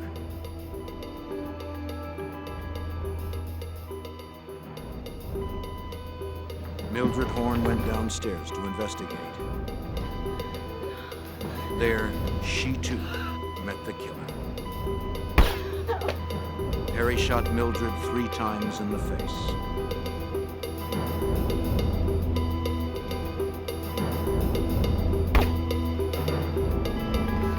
Then Perry roughed up the house a little to make it look like a robbery gone bad. As the book instructed, he took Mildred's credit cards. But it seems the persistent beeping of the medical alarm unnerved even this calculating killer. He stuck to the manual instructions. On his way out, he quickly bored out the gun barrel, using the metal file to foil ballistics tests as the book instructed. For a quick escape, he took Mildred's minivan back to where his rental car was parked. On the way, he'd scattered Mildred's credit cards and the gun parts, though only the trigger mechanism was found. All right, so I'm sitting there. Can you, I can take a picture of him, right basically there, but I couldn't, the noise, you understand what I'm saying? I wasn't able to do that, and I didn't want to go frontwise. It was a case that had to be put together by really an exhaustive search of every clue possible, every clue imaginable. And we literally spent 1.5 years, 2 years doing nothing but working on this case. In September of 1995, 2.5 years after the murders, James Perry was brought to trial in Maryland. Bob Dean served as special prosecutor because of his intimate knowledge of the case. Perry received life for conspiracy and 3 death sentences for the murders. Those death sentences were later commuted to life. Perry has no chance for parole. He is never admitted to committing the crime. Lawrence Horn's trial began that April in a packed Maryland courtroom. He faced the same charges as Perry, so much of the same evidence was used. Bob Dean again served as special prosecutor. After a 5-week trial, the jury found Horn guilty on all counts. He showed no emotion, and like Perry, he never confessed to the crime. On May 13th, Horn received 3 life sentences without parole. He appealed once and was denied.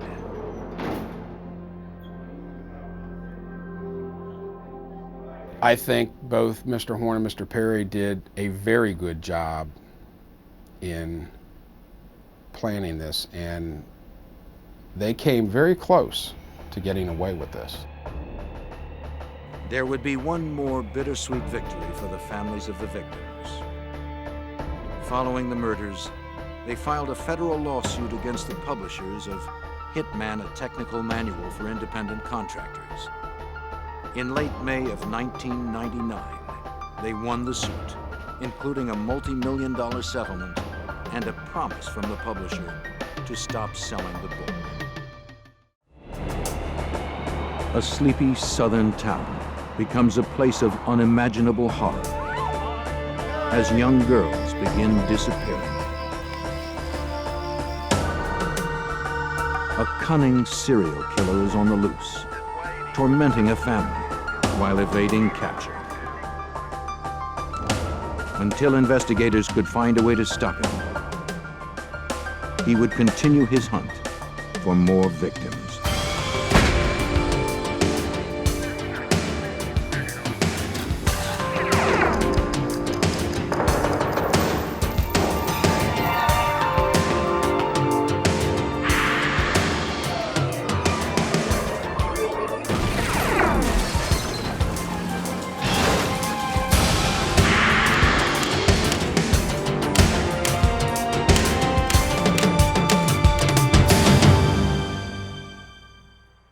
He was a predator, abducting girls and young women from their own front yards in broad daylight. He was a sadist, phoning one victim's family, taunting them, boosting, then dashing their hope. And he wouldn't stop until we stopped him. I'm Jim Kallstrom, former head of the FBI's New York office. This serial killer, whoever he was, could pass unnoticed in society. Yet he craved the attention his crimes provided. Somewhere in this contradiction lay the key to his exposure.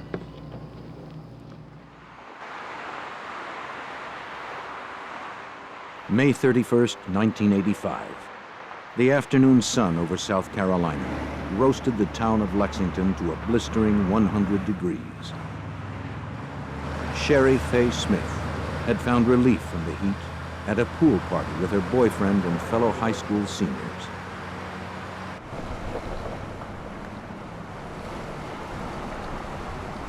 She was looking forward to the carefree days between her final exams and graduation. All of summer and the rest of her life awaited the ambitious 17-year-old.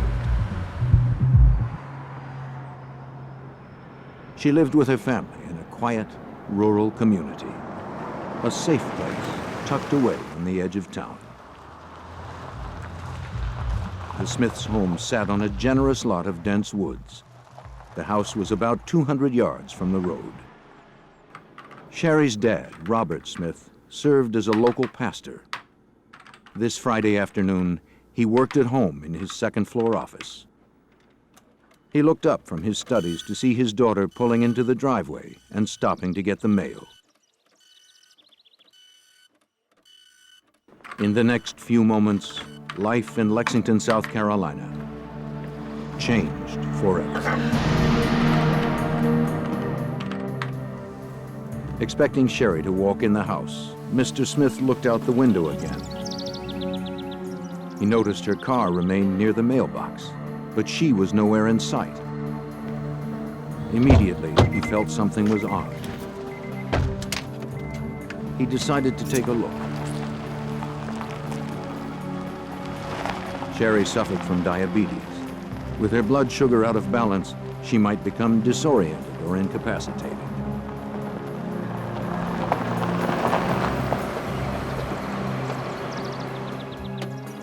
When he arrived at the bottom of the driveway, Mr. Smith found Sherry's car still running, and the door swung open.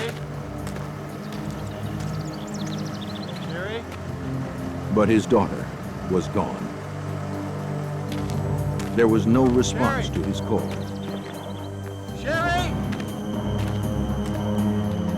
His mind began to race as he imagined the possibilities. Could she be lying in the woods somewhere, unconscious or in shock? Sherry? He yelled louder as he grew more frantic with worry. Sherry? There was no sign of her anywhere. Sherry was gone. Mr. Smith immediately called for help. The assistant sheriff of Lexington County responded to the call. The distraught father explained that Sherry was not the type to just run off. I'm not sure what happened, but how much time passed? She was responsible, warm, and well-adjusted. Not the sort of teenager to run away.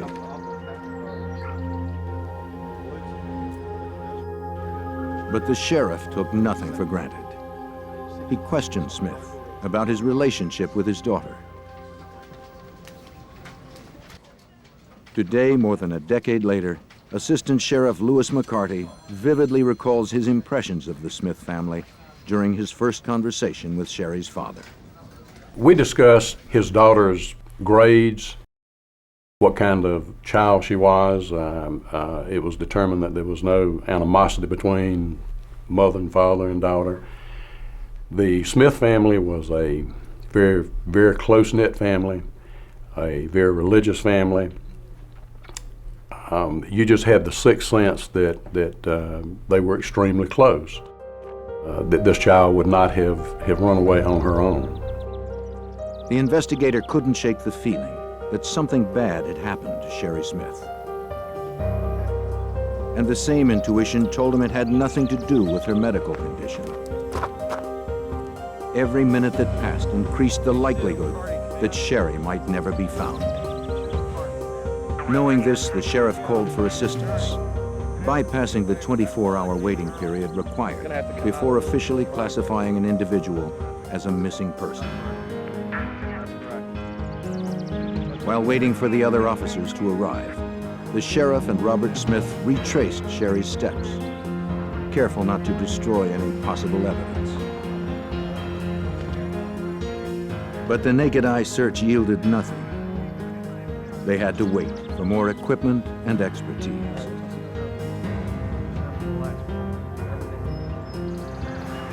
Within minutes, officers from the South Carolina Law Enforcement Division, known as SLED, arrived at the Smith home. Investigators combed the scene, looking for tire tracks, foot impressions, or fingerprints. They found nothing. Knowing the next few hours were critical, the authorities assembled a task force and organized a massive ground search. The possibility of an abduction prompted a swift response. Crimes like this simply did not happen. Surrounding counties sent every available officer to help.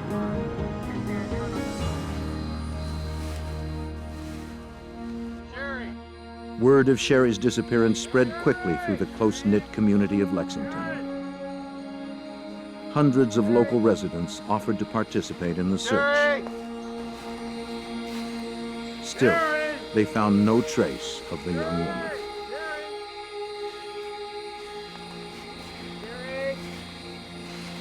Though there was no direct evidence that a federal crime had been committed, state investigators called on the expertise of the FBI. They wanted the Bureau to unofficially advise in the search and to assist in the investigation. Special Agent John Vollmer from the FBI's Columbia office was dispatched to the Smiths' house the next morning. The disappearance had even baffled the experts. She was nowhere to be found. And she was not from a type of family background where that would readily indicate she'd run off with somebody. She was from a very stable, good family background, and they immediately thought obviously something had happened to her. But we had no idea at that point what. The search urgently continued, with hundreds of volunteers and officers working around the clock. It was a daunting task. The heat and terrain hindered the hunt. When you're talking about looking in a county of 500 square miles, it's almost like looking for a needle in a haystack. It's extremely difficult because you don't know where to begin and where to go. 2 long, hot days of searching passed, and still there was no sign of Sherry. It grew more and more likely that this was an abduction. Horrified that a crime like this could happen in their town, the residents of Lexington were gripped by fear. Children were not seen without their parents. No one went anywhere alone. With every hour that passed, investigators hoped there was still enough time to find Sherry unharmed.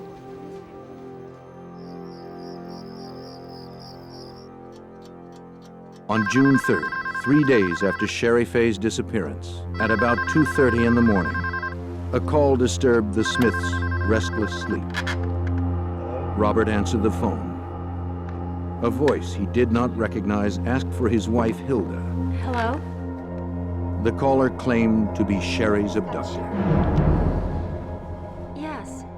The captor apologized for taking Sherry and insisted that she would eventually be returned.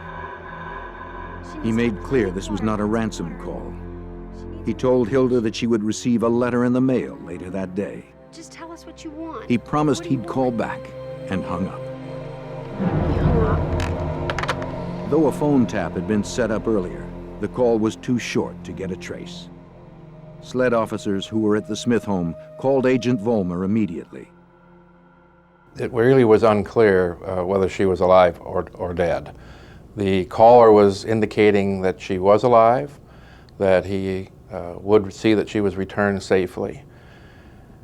And I think at that point everyone was hopeful that he was truthful and that in fact she was not dead and would be returned to her home and family. A letter, hopefully containing clues to Sherry's whereabouts, would be a welcome break. But first they had to find out if the letter, promised by the caller, really did exist. Not wasting any time, they woke the town's postmaster and ordered him to open the post office before daybreak. Then they went to work, sifting letter by letter through the piles of outgoing mail. Long envelope, something similar to this. After a half hour, the postmaster found an envelope addressed to the Smiths. Carefully, they slipped it into an evidence bag and sent it to the SLED forensic labs for analysis. Inside the envelope, examiners found a 2-page letter written on yellow legal paper. Their excitement melted into horror as they began reading the letter. It was entitled, Last Will and Testament. It began, I love you, Mommy, Daddy, Robert, Dawn, and Richard, and everyone else, and all other friends and relatives. My thoughts will always be with and in you. Casket closed. I am sorry if I ever disappointed you in any way. I only wanted to make you proud of me because I have always been proud of my family. The letter ended with, all my love, always, Sharon, Sherry Faye, Smith. With the help of the Smith family, investigators confirmed that the handwriting was Sherry's.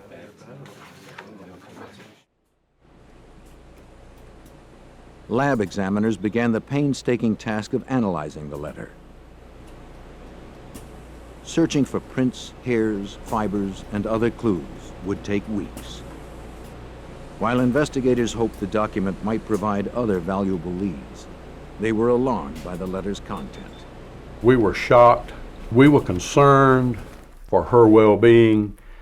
There were several phrases in the letter that she refers to. One would be casket closed. Is, you know, why would a child make a statement, casket closed? Sherry's fate was unclear. The abductor had all the answers. He had promised to call again. Until he did, the Smith family clung desperately to hope. Just days after Sherry Faye's disappearance, her abductor had called to taunt the family. Since then, agents and detectives set up a voice recorder in addition to the tap already on the Smith phone. Having the abductor's voice on tape would be invaluable. If the suspect called again, they would be ready. The wait was excruciating.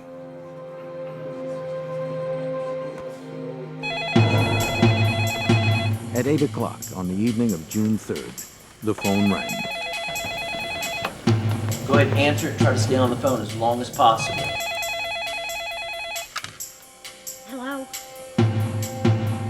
It was the voice from the night before. He spoke to Hilda. Did you receive the letter today? Yes, I did. Okay, so you know now that this is not a hoax call. Yes, I know that. Okay, listen real carefully. I got to hurry. I know these calls are being traced. Is Sherry with you? Sherry is now a part of me. Physically, mentally, emotionally, spiritually, our souls are one now. Your souls are one now with Sherry? Yes, and we're trying to work this out. So please do what we ask. The trace had been successful. Go ahead, US 1. The suspect had called from a phone booth about 20 miles away from the Smith home. A network of sheriff's deputies staking out the area raced to the scene, hoping to catch the caller still on the phone. But when they arrived, all they found was a phone dangling off the hook. Area, any cars? Give me plates, any cars leaving the immediate area right now. He had slipped away, leaving nothing behind, not even fingerprints. They just missed him. Sherry's older sister, Dawn, recollects the agonizing uncertainty. I didn't really understand what was going on at the time. I didn't understand that he was a very sick person. I'd never dealt with anybody like that in my life. But I really believed that he was taking care of her and that there had to be some reason for the madness of Sherry being taken. On the surface, the abductor's phone conversations revealed nothing about Sherry's whereabouts. However, for the FBI, the phone calls offered the first glimpse inside the mind of this twisted predator. It would be up to FBI profilers in the Investigative Support Unit at Quantico, Virginia, to penetrate this criminal's mind. John Douglas pioneered behavioral profiling for the FBI. He and others developed the investigative tool from over 25 years of interviews with convicted killers, arsonists, rapists, and bombers. Okay, good. When someone asks for a profile, what they're looking for are characteristics, which includes gender, includes age, race, sometimes body typing, educational level, occupational type. To determine these characteristics, the profiler attempts to think like the killer. He tries to uncover his motivations. Examining every aspect of a crime reveals patterns of behavior. What emerges is a profile describing the type of person the killer will most likely be. After scrutinizing every detail of Sherry's abduction, Douglas generated a 22-point profile of the suspect. He painted the abductor as a white male, in his late 20s to early 30s, with above-average intelligence. He would most likely work as a blue-collar day laborer. Because it sounded as if the killer had electronically distorted his voice, he probably worked in electrical contracting. He would have a prior criminal record. Douglas also suggested he lived locally. The tone and content of his phone calls indicated he was an asocial obsessive compulsive. If the stress of everyday life became too great, he would break down. He would then feel compelled to compensate for his own inadequacies through violent actions. He's the type of guy that feels like one grain of sand on a beach where there are billions and billions of grains of sand. He feels like nothing. He feels like a nobody. And how can this nobody, this personality, this person who's probably overweight, low self-esteem, unattractive, how can he become a somebody? He'll go after victims that there was no chance that he would ever come in contact with someone like a Sherry Faye Smith. And so for the first time in their life, they can be powerful. On Wednesday, June 5th, the Smiths received another call. This time, he gave the family directions to where they would find Sherry. Listen carefully. Take Highway 378 west to traffic circle. Turn left at white frame building. 6 feet beyond, we're waiting. God chose us.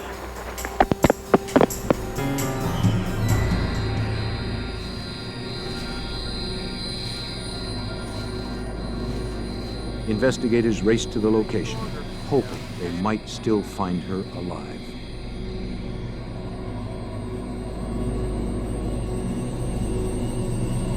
Six days after her mysterious disappearance, investigators found the body of Sherry Faye Smith. When the Smith family received the call to the location of the body, we went immediately there, and our worst fears came true. Sherry's body had been laid in the woods of Saluda County, some 17 miles from the home from which she vanished.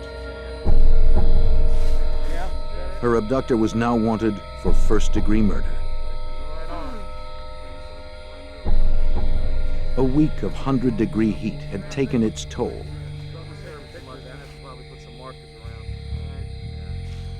The body's advanced state of decay worked in the killer's favor. The medical examiner could not determine the exact cause and time of death. To John Douglas, the location and condition of the crime scene provided further insight into the suspect's mind. He had some criminal sophistication, because I believe what he did is he waited for her to now go into advanced stages of decomposition, which would make it more difficult for law enforcement to determine cause and method of death in this state of decomposition. The confirmation of Sherry's murder devastated the Lexington community. That Saturday, a crowd of 1,000 mourners attended a funeral service at the town's First Baptist Church. That evening, following Sherry's funeral, the killer could not resist inflicting more torment. Well, may I speak to Mrs. Smith? Sherry's Aunt Beverly answered the phone. I want to speak to Dawn. I'm sorry, she's not available either. Beverly stalled him, hoping to gain valuable time for the phone trace. Yeah, I have to go then if I can't talk to her. But the suspect threatened to hang up if he couldn't immediately speak to Dawn. Hello? This thing got out of hand, and all I wanted to do was make love to Dawn. I've been watching her for a couple of weeks. To who? To Sherry. Dawn, I hope you and your family forgive me for this. When you killed Sherry, was she at peace? She wasn't afraid or anything? She was not. She was at peace. She knew that God was with her, and she was going to become an angel. Overwhelmed with grief, Sherry's mother insisted on talking to her daughter's murderer. Did you tell her you were going to kill her? Yes, I did, and I gave her the choice, and she picked suffocation. My God, how could you? It did not escape the attention of the FBI and local investigators that the killer had mistakenly used Dawn's name when he spoke of Sherry. They braced themselves for the possibility that this killer might be turning his murderous obsession towards Dawn. But the suspect would make only one more call before falling ominously silent. Though he wasn't talking, they knew he was still out there, terrifying a community. And the profile predicted that if he killed once, he would kill again.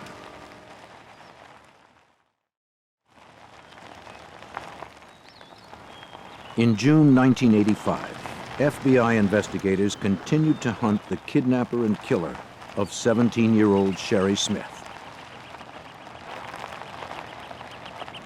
While investigators focused on the Smith murder, the elusive predator pursued other plans. On Friday, June 14th, 2 weeks after Sherry's abduction, a man grabbed Deborah May Helmick from her front yard in Richland County as she played with her brother. She was just 9 years old. The child's screaming alerted a neighbor. But the woman was not fast enough. The abductor managed to slip away in broad daylight.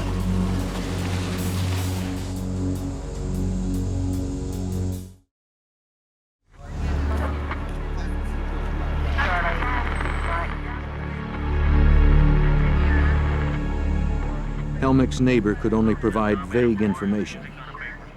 However, the general description of the suspect and his method appeared eerily similar to the man the FBI wanted for the murder of Sherry. Richland County sheriffs immediately contacted the task force in nearby Lexington. Within moments of that abduction, we were aware of it and began to focus on that case also. We were pretty much in our minds, I think that everybody knew these two cases were connected. For John Douglas, the case took on an even greater sense of urgency. Deborah May Helmick's fate seemed almost certain. once they get the urge, they're out looking for the preferential victim, but if they cannot find the victim of choice, they will go after whoever is available. And that was the case here with Deborah May Helmick. News of the second abduction brought Douglas down from Quantico, Virginia to South Carolina.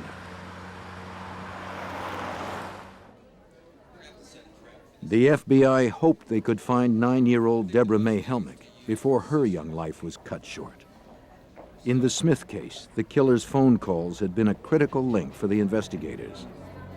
It had been nearly a week since Deborah's disappearance, and they hadn't heard from him. To get him to call, Douglas devised a plan. With the help of the local media, he would set a trap. And the way that One key element of the plan placed Dawn Smith in jeopardy. Douglas had to ask the Smiths to put their other daughter at risk to catch Sherry's killer and hopefully find young Deborah. Dawn agreed. A lot of times people thought we were twins. We looked a lot alike, and so they came up with this plan that if I were to answer the phone, maybe he would turn that fascination from Sherry to me. And if I could keep him on the phone talking long enough about Sherry, about himself, about anything to keep him on the phone, then they could trace the call and catch him. Allow him to... Douglas's strategy centered around a memorial service for Sherry. Investigators promoted the service in the local press. The agents hoped the attention to his first victim would rekindle the killer's fascination with Dawn. Douglas needed something else to bait the trap, a personal item from Sherry's room. Based on experience, Douglas knew that sexual predators are often attracted to personal items of their victims. She likes koalas? They want mementos that they can keep, even display as trophies. He noticed the koala bear. It was the mascot of the university she planned to attend in the fall.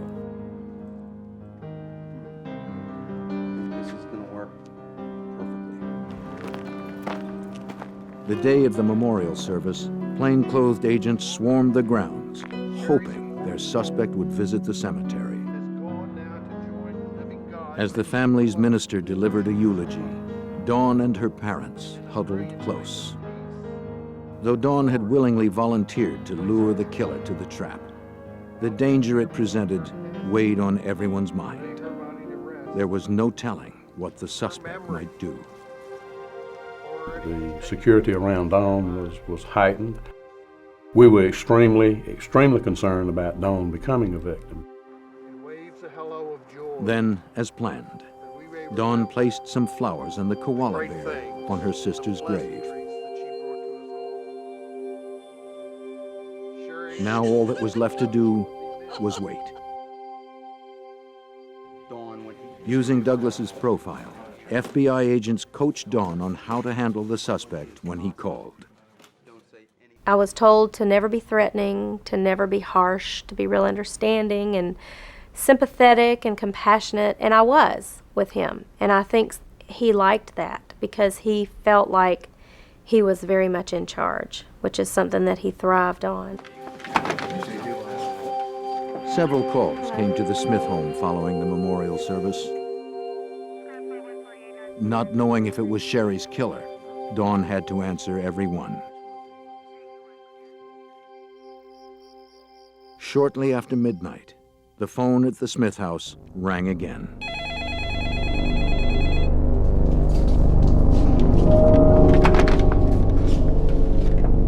Hello? I talked to Dawn Smith from Sherry. Will you take the call? Yes. Go ahead, please. As Douglas had hoped, the culprit took the bait. And as anticipated, the killer had turned his focus to Dawn. You can't be protected all the time. He made it clear to her that she was going to be his next victim. You know, God wants you to join Cherry Phase. It's just a matter of time. This month. Despite the threat, Dawn kept him on the line, enduring abuse from the man who murdered her sister, while officials traced the origin of the call. Richland County? Yeah, okay, listen carefully. Go one north. Then, before hanging up, the killer offered directions. Turn right, Deborah May is waiting. God forgive us all.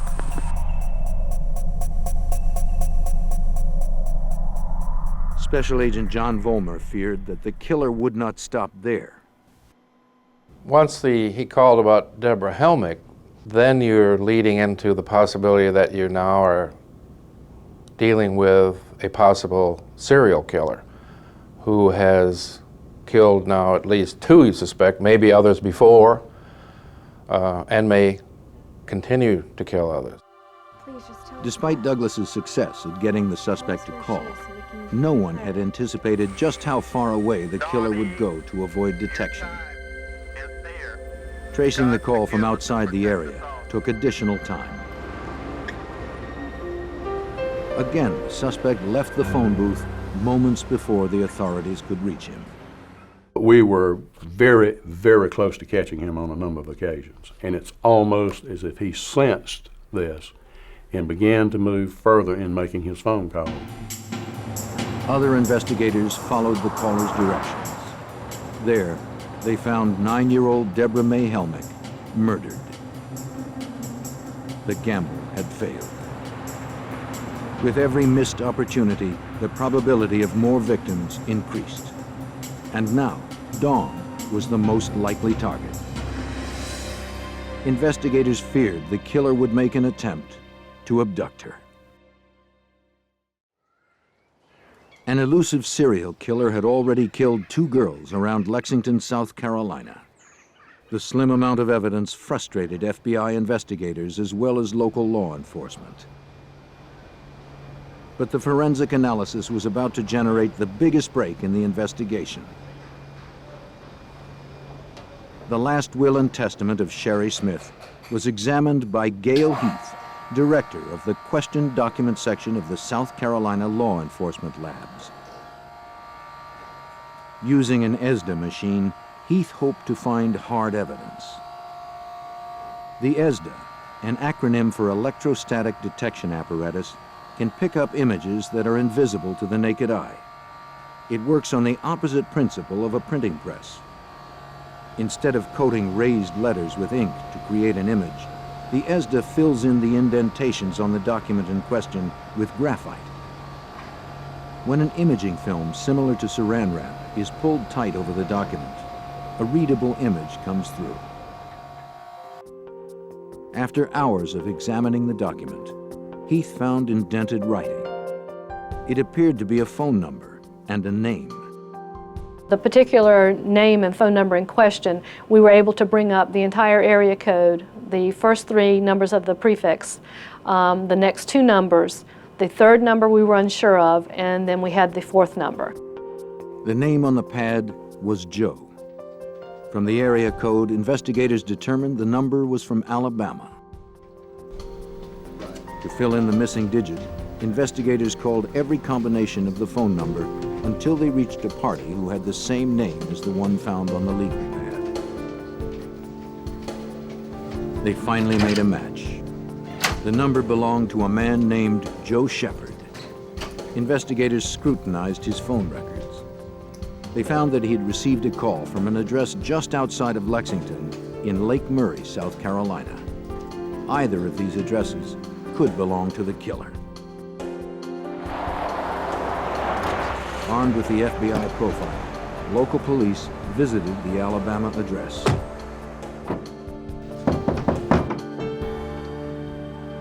How you doing? You Mr. Shepard? They met Joe Shepard. He didn't match the killer's profile. Even though he was not a suspect, he could still be an important link to the killer. Police had to find out the connection between him and the Lake Murray, South Carolina phone call. Shepard explained it came from his parents' home. South Carolina officers verified that the address belonged to Joe Shepard's parents, Ellis and Sharon Shepard. Investigators went to the Lake Murray address to question the residents. The house was just 2 miles from where police found the body of 9-year-old Deborah May Helmick. 10-4. They learned that Ellis worked as an electrician in home construction. It was a profession the FBI profile predicted.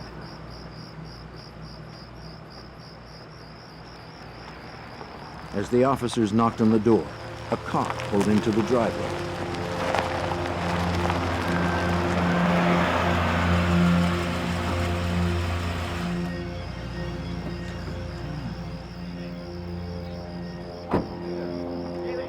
When investigators saw the Shepherds, they immediately felt they had hit another dead end. Besides Ellis Shepard's profession, nothing else seemed to fit the profile.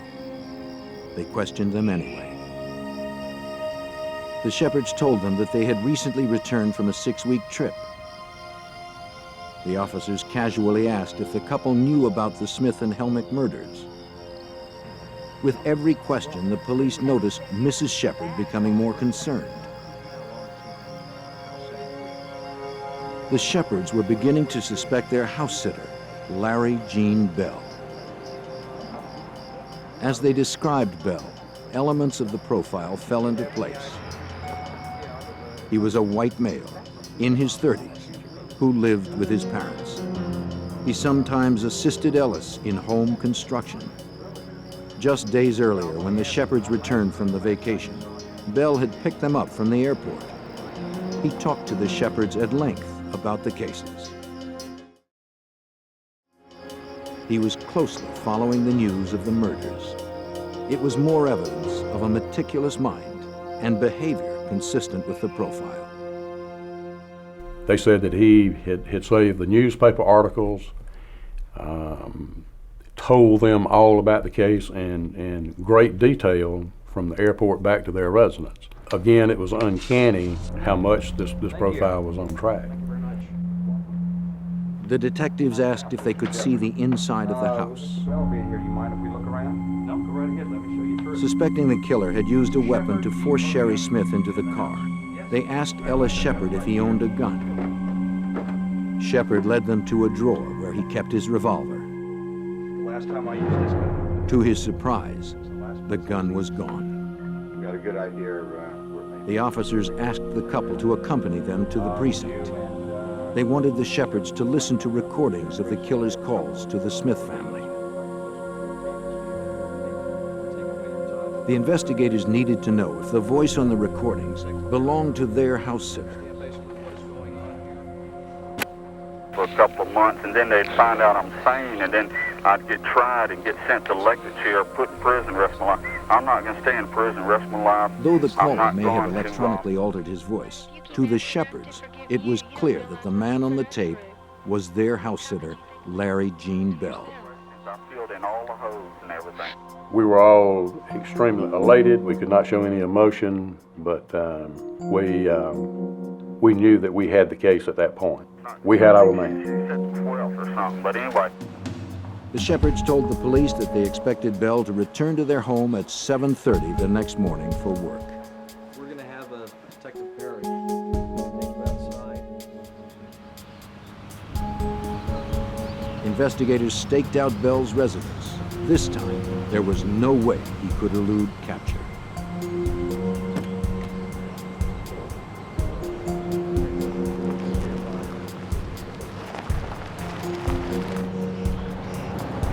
Larry Jean Bell headed down the highway to the Shepherds.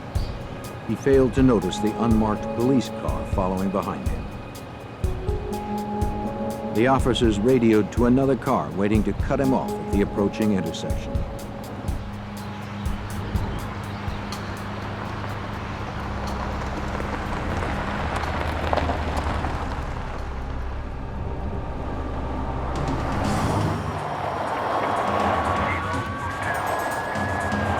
June 26, 1985, at 7:19 a.m., investigators finally trapped the elusive Larry Jean Bell.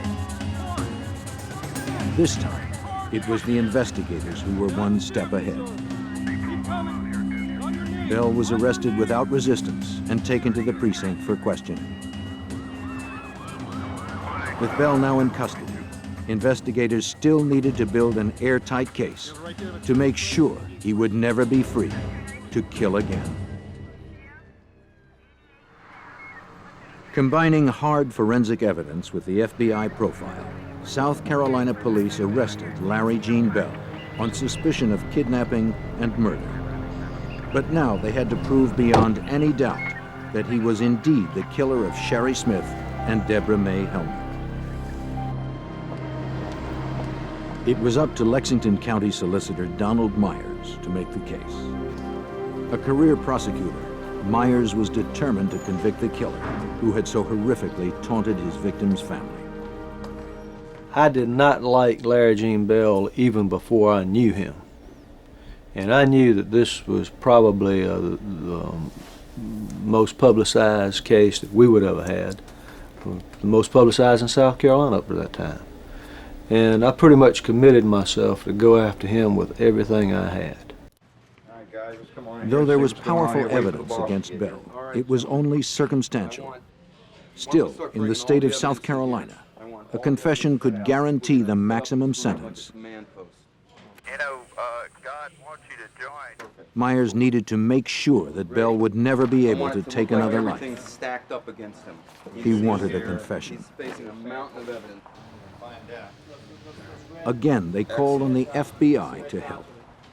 They recommended setting up an interrogation room that would elicit a self-incriminating statement. For instance, a map showing where the phone calls were made, some pictures of the victim so that he's aware as he looks about the room to remind him of the victim. You might have fingerprint cards on the table.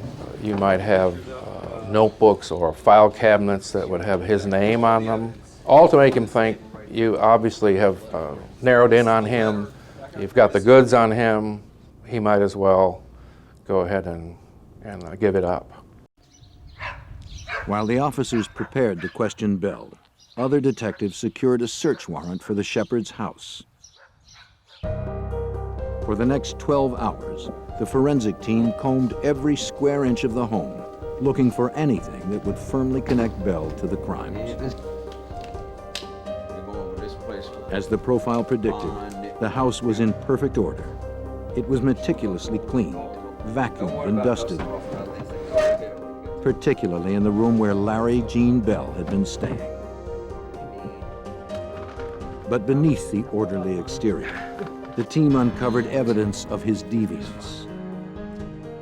The bed's pristine sheets concealed a thin, dirty mattress, and beneath that lay a porn magazine and a handgun that matched the description of Mr. Shepherd's missing .38.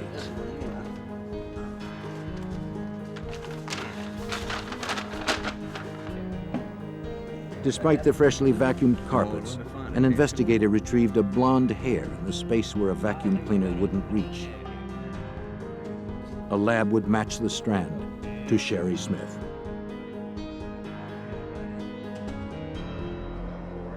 Bell, how are you this afternoon? While the investigators continued the search for evidence at the Shepherd's home, detectives at the interrogation carried out the FBI's strategy. First, they made sure Bell was comfortable. As advised by Douglas, they spoke to the suspect in a non-threatening way. They pretended to empathize with him, to understand his pain, in order to pry him open. They walked their suspect through the growing mound of evidence condemning him. At every chance, they reminded him of the victims. Bell denied everything.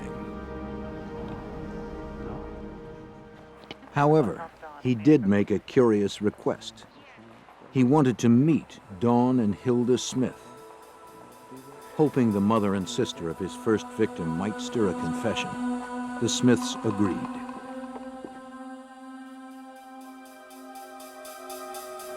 Hilda and Dawn tried to mentally prepare themselves.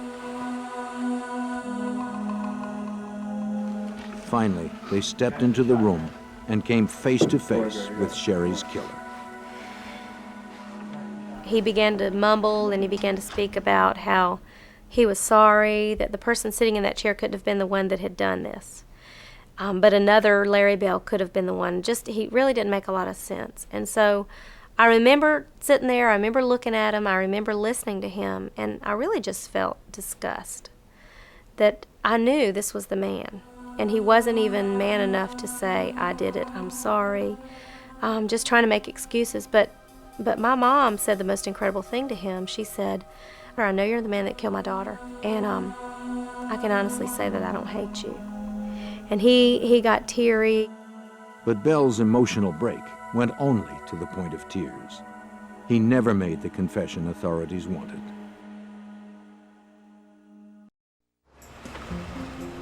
After weeks of compiling evidence, Myers and the investigators began to piece together the sequence of events of May 31st, 1985.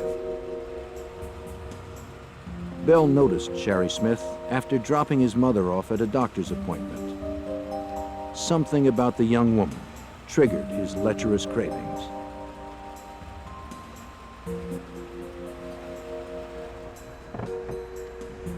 As she left the parking lot, Bell followed. His desire shattered what little restraint he possessed. He never let her out of his sight. Sherry did not notice the car following her down the road. She pulled into the driveway and stopped at the mailbox.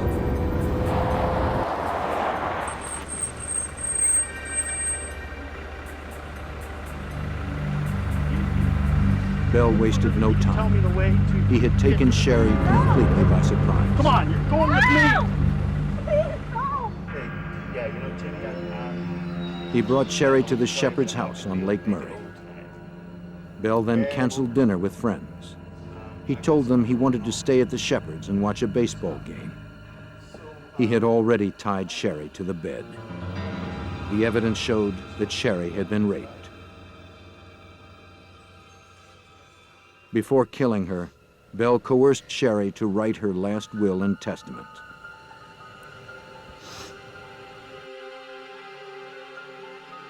"12 hours after she disappeared, he covered her mouth with duct tape and suffocated her. Investigators believed that she was dead by 4:58 a.m., the time Bell claimed that their souls became one. It took less than 1 hour for 12 South Carolinians to find Bell guilty of first-degree murder.